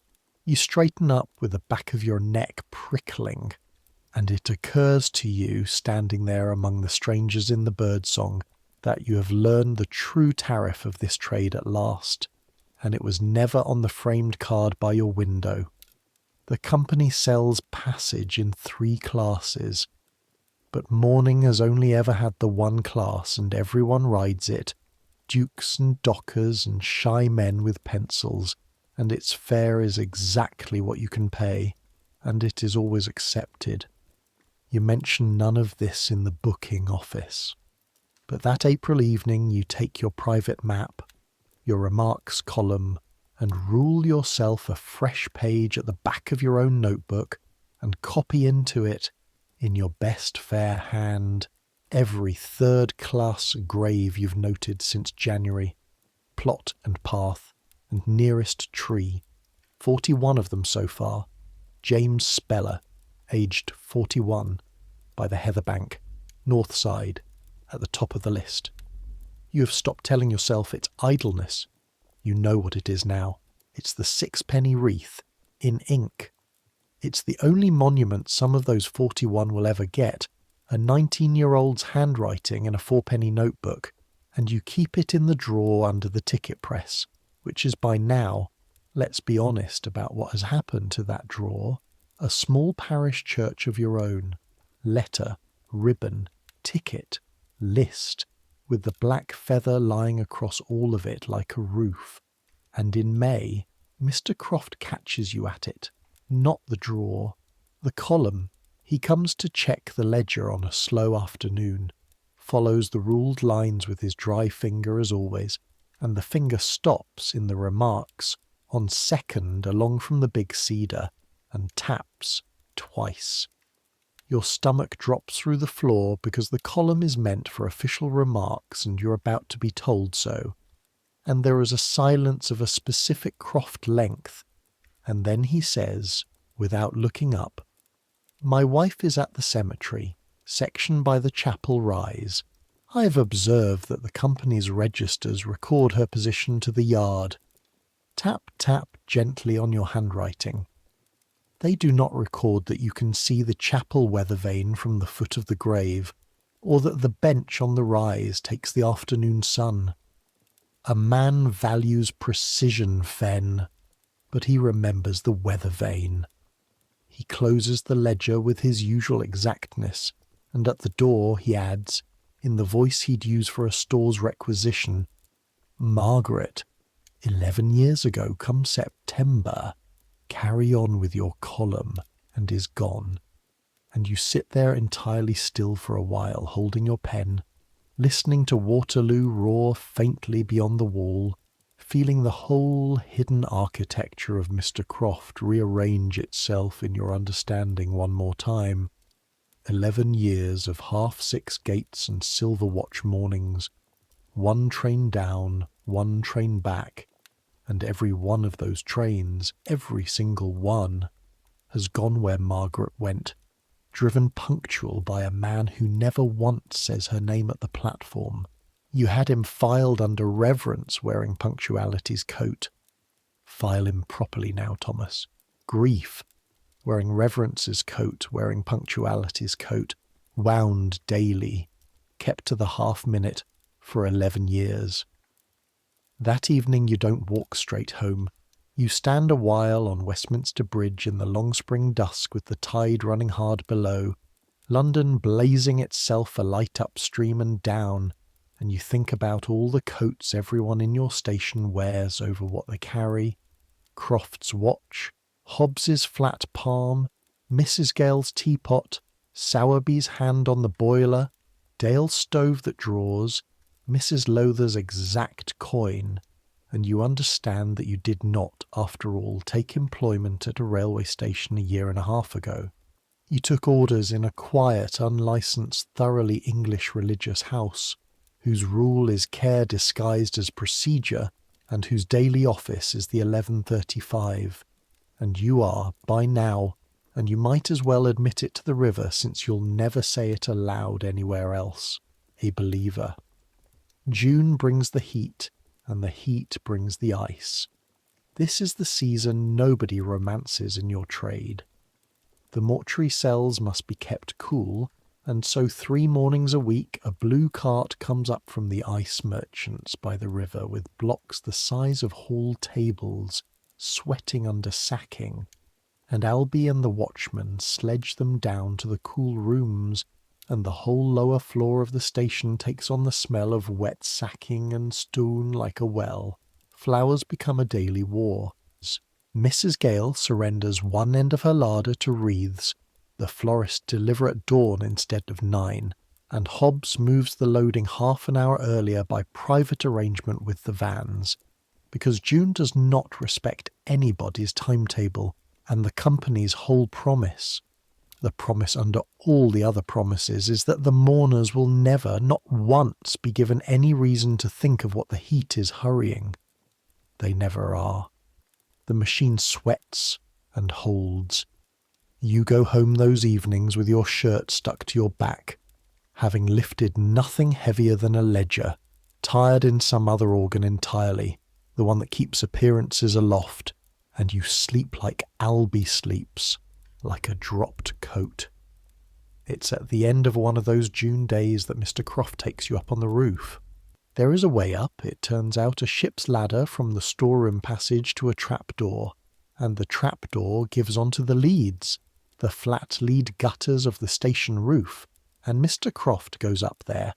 You now learn, on certain evenings in summer, to smoke exactly one pipe, a fact as astonishing to you as if you'd learned he sang in a music hall. Why he takes you with him this particular evening he never says. He simply appears as you're locking the ledger cupboard, says, "Fen, bring your coat," and climbs, and you follow, and you come out of the trapdoor into the last of the light and stop, because from up here you can see it, all of it. Waterloo first, right below you, over the wall, and from above the wall isn't a wall at all. Your quiet courtyard and the roaring terminus are one building, really, one estate of iron and smoke, and the great fan of the southwestern's tracks pours away southwest. 8 lines, 10, silver in the low sun, signals blinking off down the perspective like beads on a wire, and trains everywhere, sliding, halting, breathing, more trains in one glance than your company runs in a fortnight. Beyond the river, which you can smell but not see, the whole north bank stands up in the evening haze, the Abbey Towers, the clock tower with its lit face, and far off to the right, riding above everything, the dome of St. Paul's, 365 feet of it, catching the sun the way it has caught it for 200 years, gold grey over the smoke of a city of 4 million living souls. The sound comes up to you as one sound, the sound you've heard every day in pieces through the wall, but assembled now complete. Wheels, bells, hooves, whistles, voices, water, all of it risen and blended into a single deep continuous note, the note London makes, the note it has been holding without one breath since before your grandfather's grandfather, and under your feet, directly under, through the lead and the joists, your own dark platform where the morning's van stood, silent, holding tomorrow's appointments. Mr. Croft fills his pipe and smokes it and says nothing for a long time, and neither do you, because there is nothing you could add to what's in front of you.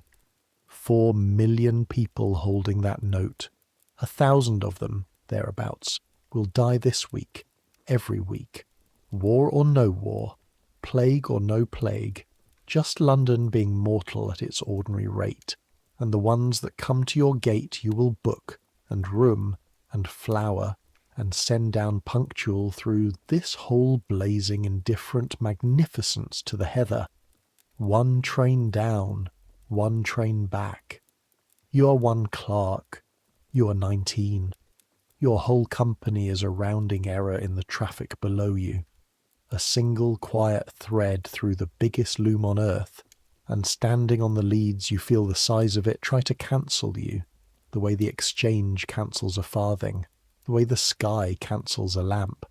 And then Mr. Croft, who has followed your eyes without ever seeming to, taps his pipe out against his heel, grinds the ember dead under his boot with 3 exact turns, and says the thing you will still be repeating to junior clerks when you are his age.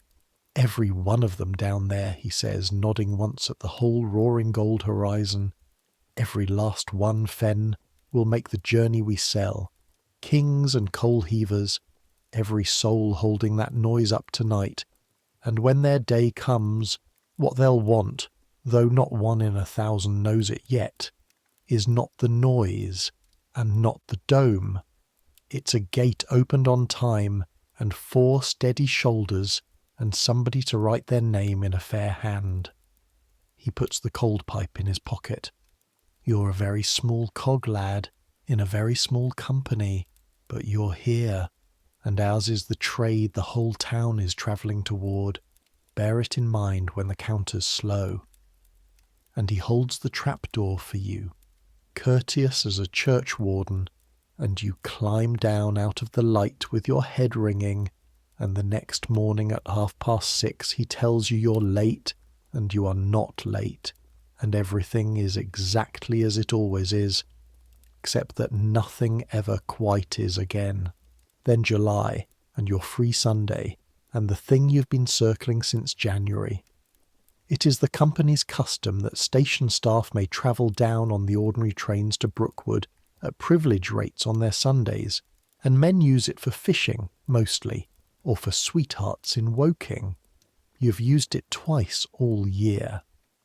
This Sunday you rise early in the empty Lambeth quiet, albeit still folded in sleep, and you take from the drawer under the ticket press 3 things.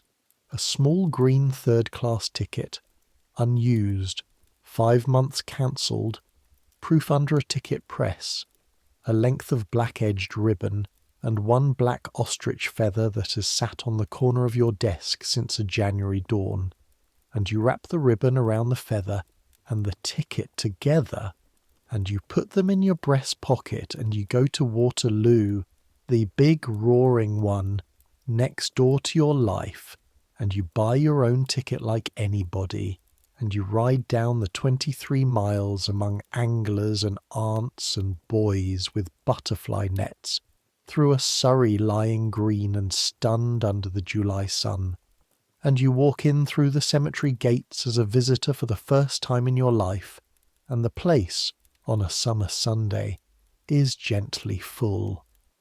This is the part outsiders never believe. People come here for pleasure.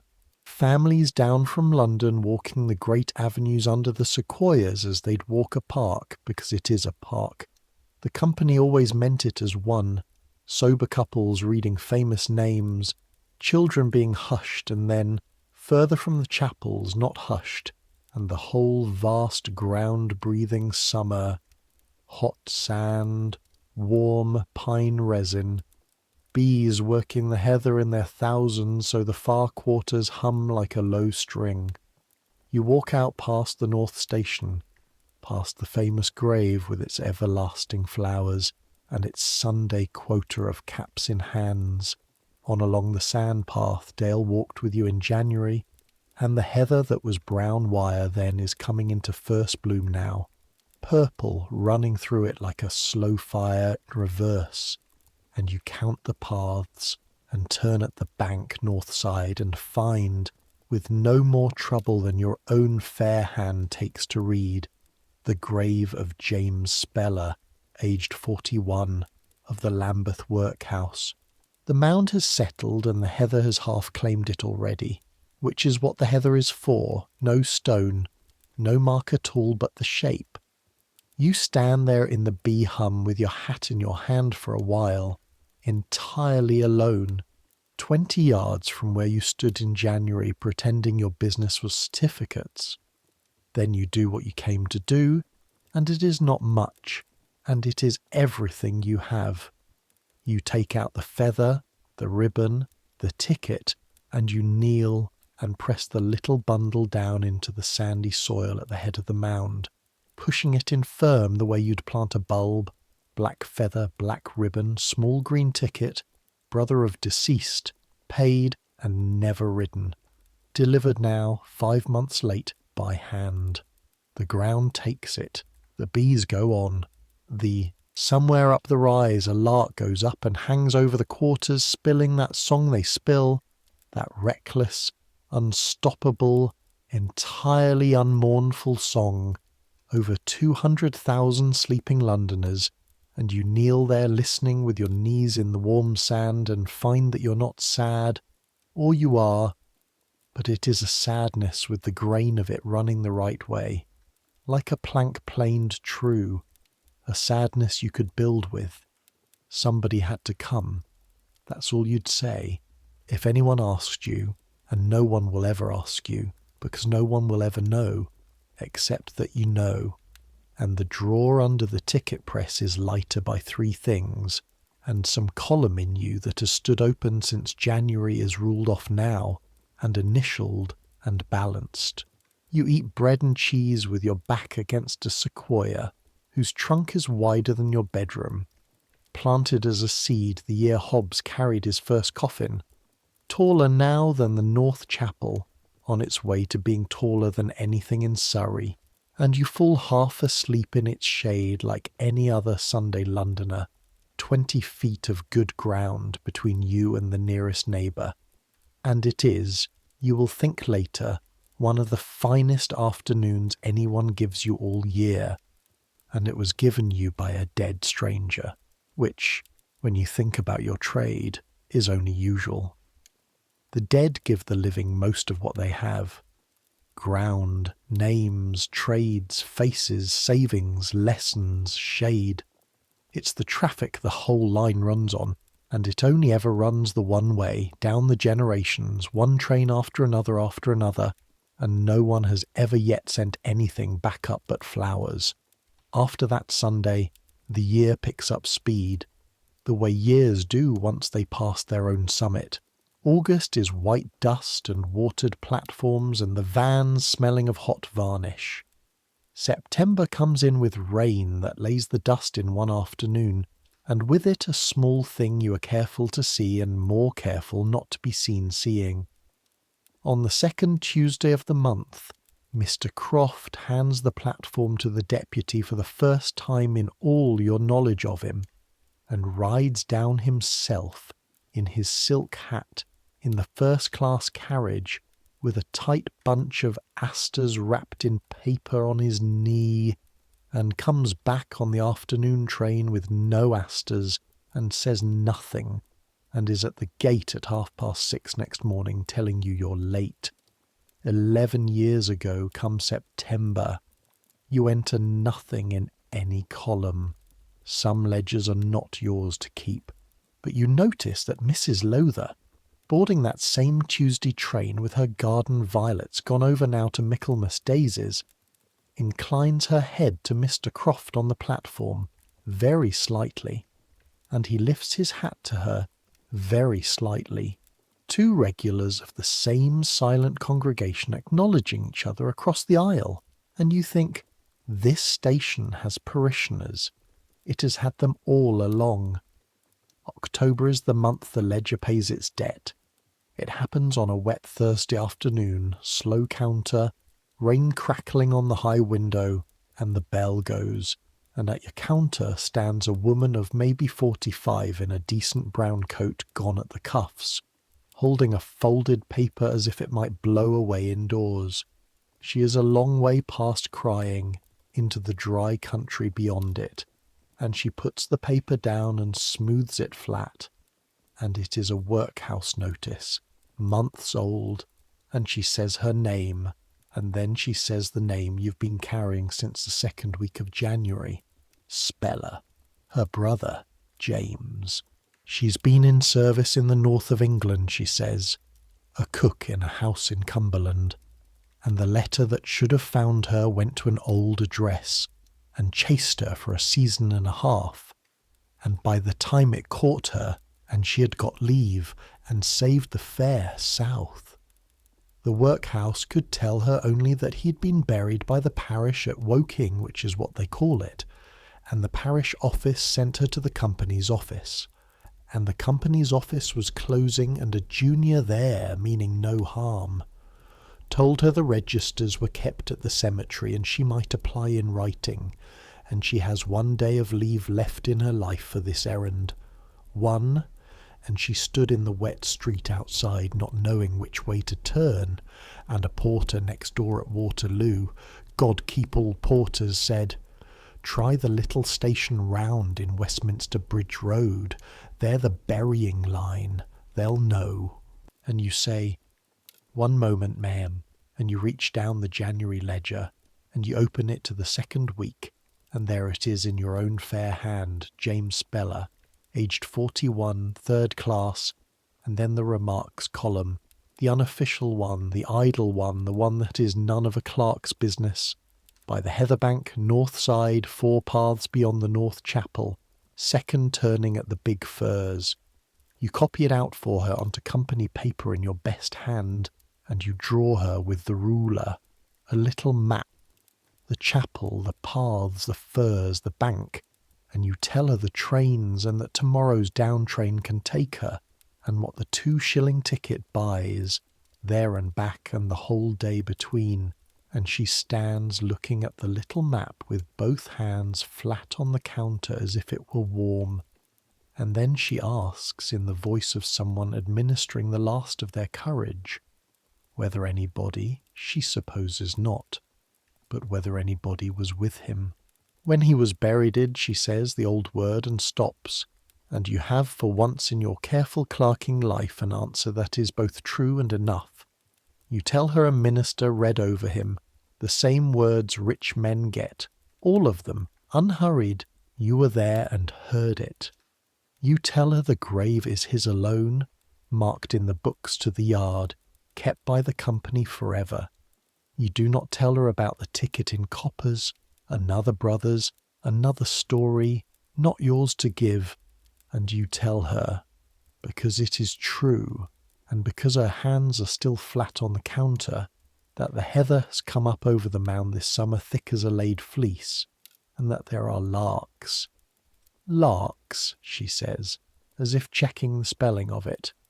He kept a linnet in Lambeth, paid its seed before his rent, the fool, and she folds your map into her purse like banknotes, and squares her shoulders, and us the fare to the penny, and pays it out of a worn glove, and is at the gate next morning at 9:30, in her brown coat, with a penny bunch of chrysanthemums, and rides the 11:35 down like a duchess, spine straight, eyes forward.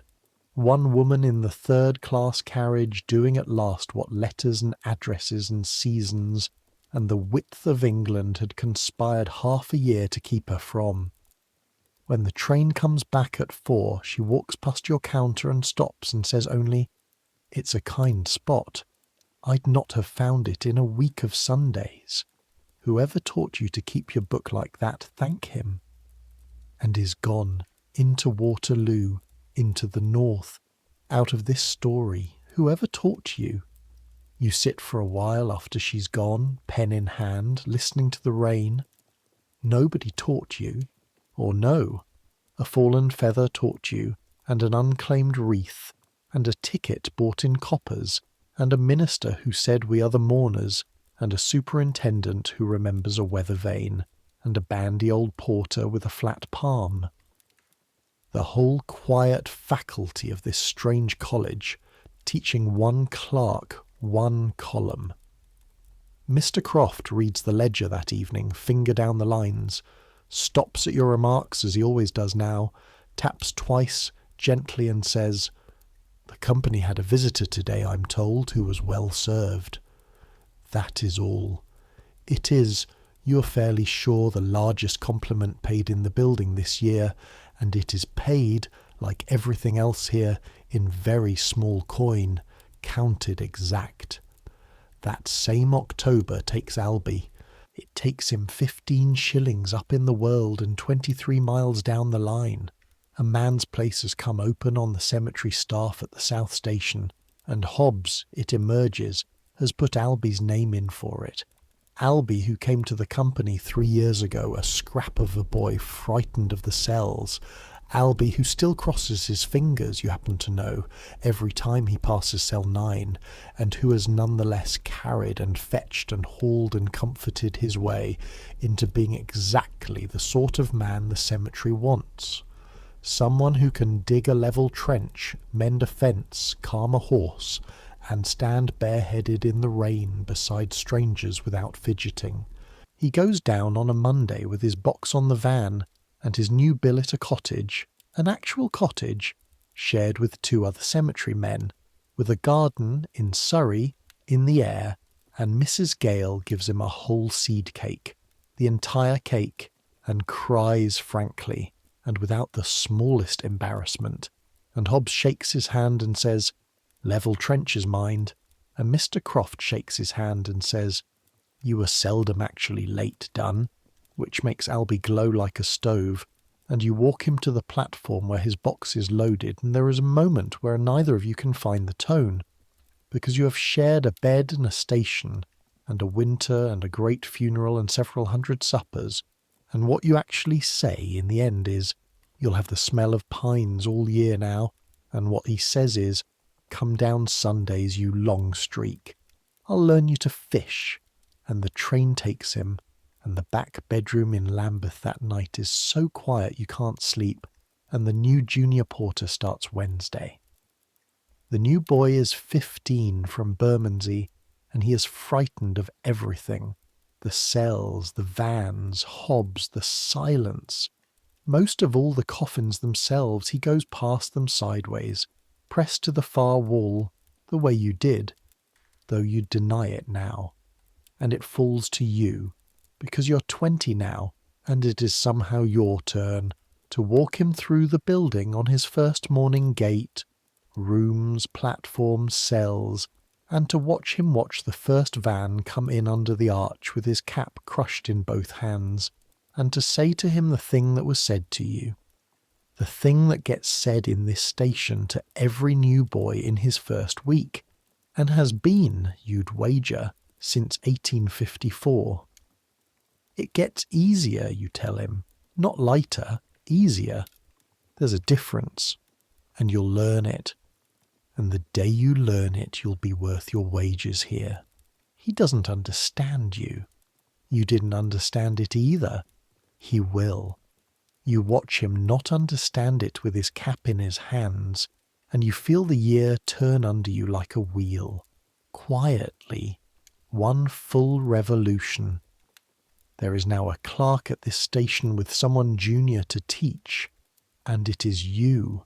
And the boy watches your hands to learn how to stand when the vans come in, the way you watched Hobbs's, and this, it turns out, is how the trade actually gets handed on.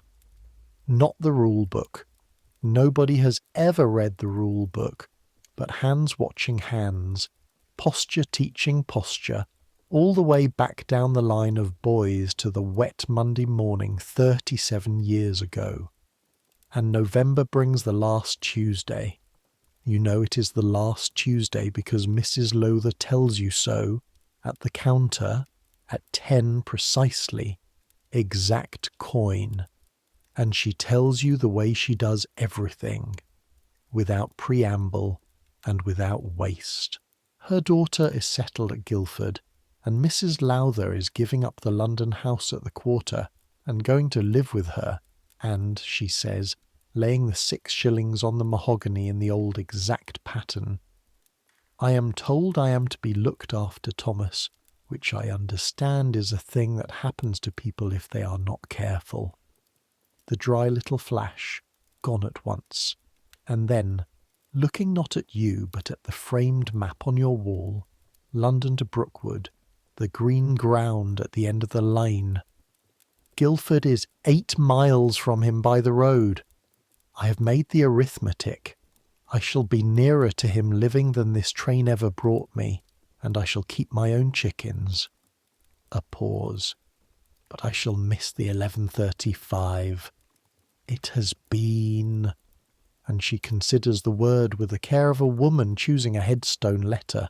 Reliable. She rides down with the last violets the frost has spared, and at 4 she comes back through the booking hall and stops at your counter and puts before you, wrapped in the brown paper and moss her flowers have come wrapped in for 3 years, a small cutting of a violet plant, roots and all, damp and impudent and alive. "From his south wall," she says. "They go where they please. See if they'll take at your station." And she inclines her head the exact fraction she inclines it to Mr. Croft, and walks out through the door to Westminster Bridge Road, straight as a paper knife, and out of this story too, and you stand at your counter holding a live plant in your ink-stained hands in a station built for the dead, feeling absurdly, dangerously close to the state Mrs. Gale's sweet tea is brewed against.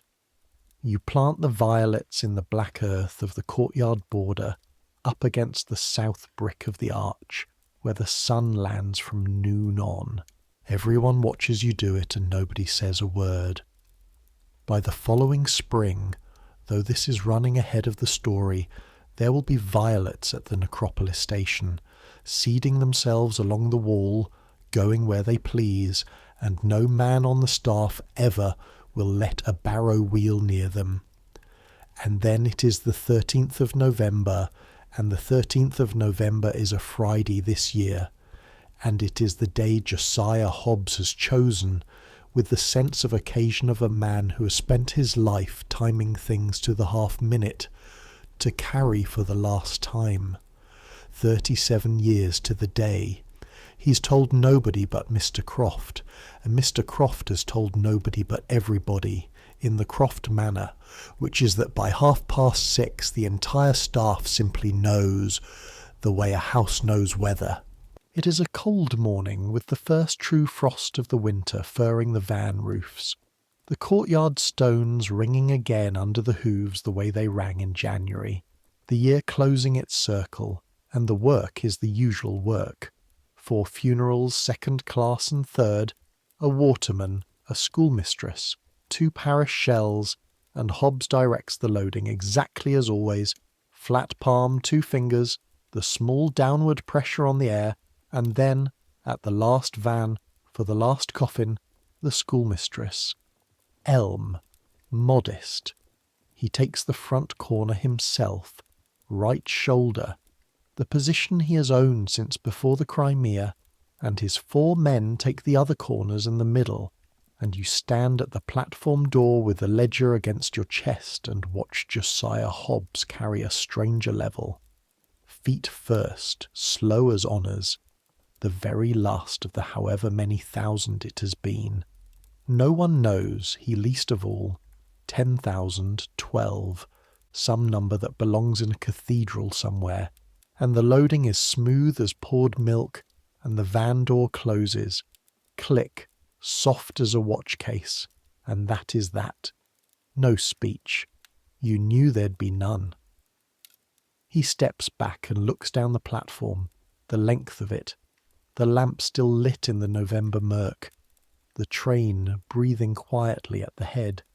37 years of mourning standing about him invisible, the way your morning fog stood in York Street, and Sowerby, up on the footplate, lays his palm flat on the boiler and keeps it there, held, deliberate, long past any pretence of habit, his beard tipped down, and every man on the platform sees the gesture and understands it at last. 9 years of wondering answered in the seeing. It was never the engine he was steadying. Mrs. Gale has the whole staff into the refreshment room at 4, after the empty vans are back, and there is seed cake, and there is, from under the counter, the good Madeira kept for faints, and Mr. Croft says the only public words of the day, raising his glass an inch. 37 years, and never once tilted. Which is a lie, technically. Hobbs will tell you privately. There was a Tuesday in 1867 involving ice on the van step that he has discussed with his maker and considers settled. But as an epitaph for a working life, it is the plainest and best you have ever heard.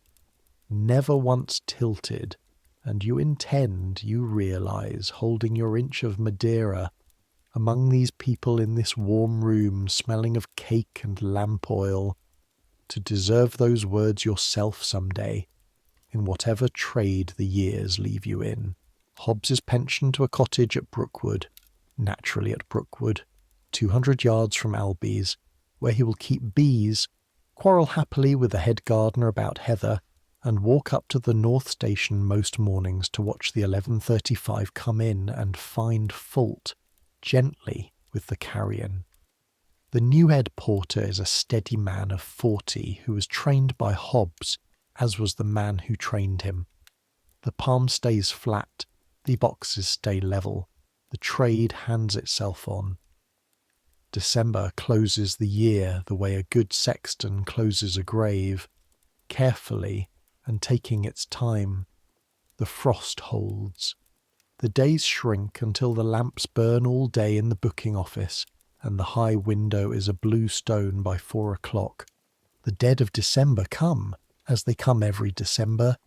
More of them, the old and the poor especially, because winter in London has always collected its rent in January's coin, and the little station takes them all. Gate at 6:30, vans by 7, one train down, one train back. The machine you now know from the inside turning through its offices, punctual, warm-handed, invisible to the city it serves. On the shortest day you stand at the York Street gate at 6:30 in the pitch dark with a bolt burning cold in your fist, exactly where this story found you, and you hear the hooves come walking out of the dark, iron on granite, slow, deliberate, unhurried, and the plumed head comes through the arch into the lamplight the same as ever, the same as always, and you stand there one breath longer than duty requires, 20 years old now, a year of this life laid down in you in strata, feather, wreath, ticket, silence, larks, violets, Madeira, and you find the sound of those hooves has changed for you, without changing at all. In January it was the sound of your strange employment. It is the sound of something much older now. It is the sound of the oldest procession there is, the one that has been passing since the first grave was dug, humanity carrying humanity out of the light, at a walk with feathers, and you hold the gate for it, which is, you finally understand, the entire job. Someone must hold the gate. This year it was you. On quiet evenings that December, when the ledger is ruled off and Mr. Croft has gone up, and the watchman's brazier is lit under the arch, you sometimes stay a quarter hour in the booking office with the gas turned low, for no reason you could enter in any column, the stove ticking as it cools, Waterloo's roar beyond the wall softened by the hour, the last trains of the living going home, the framed map on the wall, London to Brookwood, 23 miles, the green ground at the end of the line, the mahogany counter shining faintly, 40 years of elbows deep, and the year files past you in the low light, the way years do when you hold still enough. Croft's watch, open in the fog, 11 minutes, the dead cannot be kept waiting. Hobbs's flat palm and one wet leaf swept away with a hat. Mrs. Gale's murmur, sweet tea first, questions after. Dale on the sand path, when the mourners cannot come, we are the mourners. Wickens at the edge of 5,000, today we are all congregation.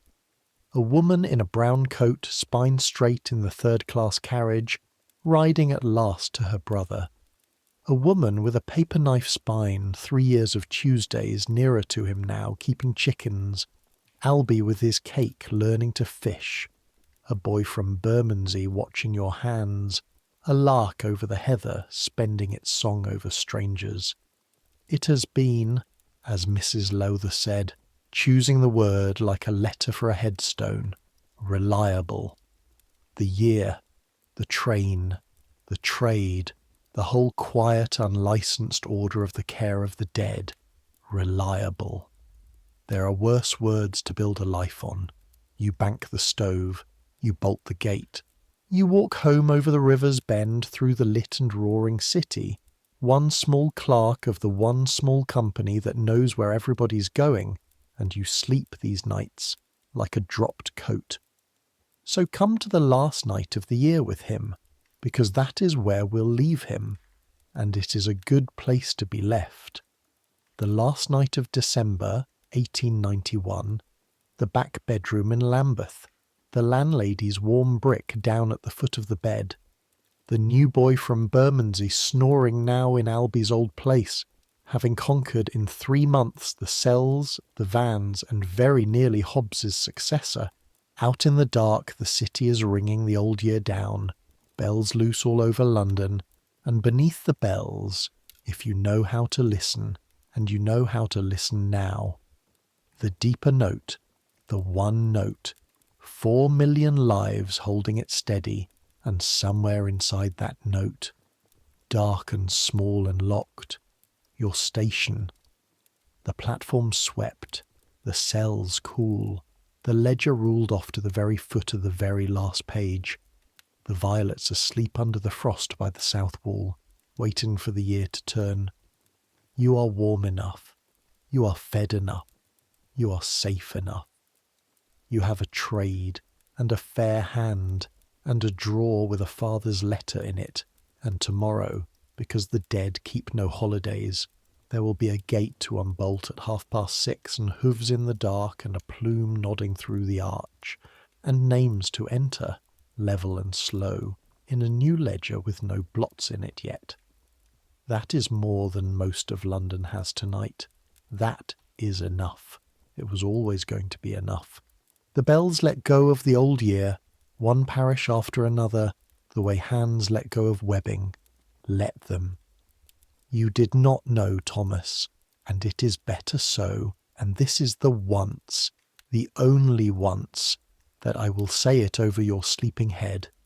You do not yet know that your little station has hardly begun, that in 11 years the company will build it a grander home a few doors along Westminster Bridge Road, red brick and white stone, with a proper archway and its name up in proud letters at last, and your quiet trade will go on behind the new front just the same. Gate, vans, rooms, one train down, one train back, through the turn of the century, through the rain after this one and the rain after that, that there will come years when golfing gentlemen in tweed ride down the very same morning train as the coffins, clubs rattling softly in the guard's van beside the flowers, bound for the new links beside the cemetery, and the company will thank them kindly for their custom, and the dead, punctual as ever, will not mind at all. That the black horses will give way, van by van, to motors, and the plumes will grow rare, and the trade will thin. And that on one raging orange night in the April of 1941, half a century after your year, in a war fought from the air by machines you could not dream, the fire will come down on Lambeth and take the station whole, platforms, vans, waiting rooms, all of it in a single night, and the last funeral train will already have run, and none will ever run again, and the rails through the pines will be lifted, and boys will be born in Lambeth who will never once hear the words Necropolis Railway and will not believe you if you tell them. It all ends, Thomas. The station, the company, the century, the trade. Sleep. It's all right. Everything you are keeping so carefully will be kept, because here is what does not end, and this part you may believe, because you can go and stand in it. The ground is still there. Brookwood, your green sea at the end of the map, is there tonight, this very night, on the far side of your sleep and of everything else, still the largest of its kind in all of Britain, still keeping every appointment. The sequoias you ate your bread under are giants now, black against the Surrey stars, taller than any tower your London had. The heather still takes the mounds back gently at its own pace. The larks still spend their song over strangers. 200,000 sleepers in your year, very nearly 250,000 now. Eliza Madron with her white camellias long since earth, and the wool merchant under his marble, and James Speller under his heather with, somewhere in the sand at his head, if the ground has been kind, the wire bones of a feather, and the great Bradlaugh under the flowers that strangers still to this day sometimes bring. And people still come down from London to walk there, on the paths you walked, past the platforms where the trains once whispered in under the pines, and they take their hats off, those that wear them, without quite knowing why, because the habit of reverence, once switched on, does not know where to stop. It never has. It goes where it pleases, like the violets. It seeds itself down the generations hand to hand, the way everything true in your trade was handed to you. And the trade itself, the real trade, the one under the tariff card that does not end either and never will.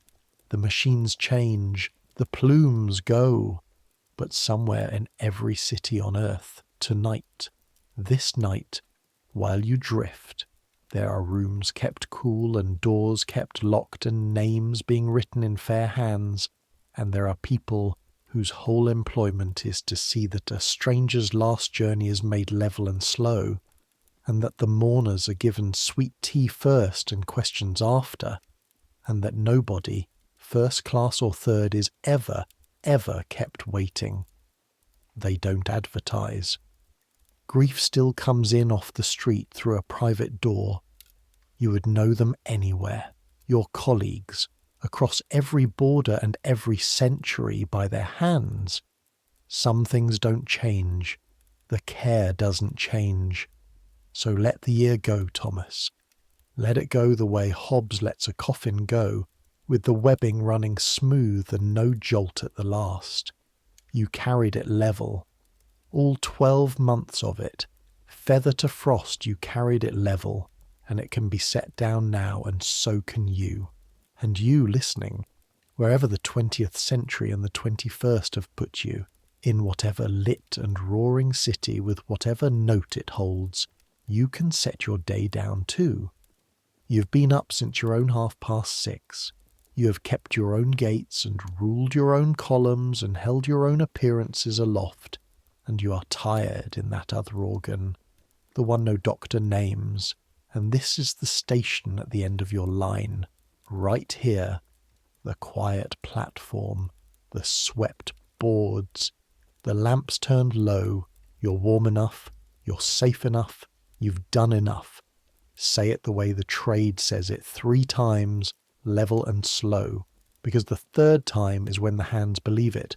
Enough, enough, enough. Tomorrow there will be gates and ledgers. Tomorrow there will be hooves in the dark and rooms to warm and names to enter, and the 11:35 to send away punctual under its plume of steam. Tomorrow the whole great machine of the living will take you up again, the way Waterloo takes up its thousands, and you will hold your small piece of the note the city sings. But that's tomorrow. That's all the way over there, 23 miles off across the dark, at the far end of the line. Right now, there's just this, the warm brick at your feet, the slow bells, the breathin' house, the banked stove ticking itself out, tick, and a while later, tick, like a watch being wound down at last by careful hands. Let it come now. Let sleep take you the way the down train takes the morning, smoothly, at walking pace, out through the fog and over the river, past the backs of the houses and the woman who stops her, rug shaking to bow her head, out and out through the thinning streets, until the air changes and the sulphur lifts and the pines begin. Let the city fade behind you, the whole roaring, blazing, indifferent magnificence of it, gold in its own smoke, a lid of embers going grey. Let the noise quiet, wheels and bells and hooves and voices, all of it settling into the one deep note, and the note itself growing softer now, softer, the way it sounds through a brick wall, the way it sounds through sleep. Let your thoughts slow to a walking pace. They have somewhere gentle to get to, and no reason at all to hurry, and the horses that draw them has been trained never under any circumstances to hurry. Let them slow and soften and finally stop, the way the funeral train stops inside the cemetery gates, in under the trees, with a last long sigh of steam, at the platform where the 2 old rooks are waiting with their lamps, and the stoves are drawing, and the fires are laid. You've made the journey. 1 year, 1 clerk, 23 miles, and the whole way down, every mile of it, you were carried feet first or not carefully, by hands that knew their work. You've earned this rest. The ledger is ruled off. The gate is bolted. The watch is wound. Take it, and dream of whatever dreams may come. Small green tickets, and violets seeding along a south wall, and a lark going up over the heather, spilling that reckless song over all the sleepers. You among them now, you among them at last. Good night.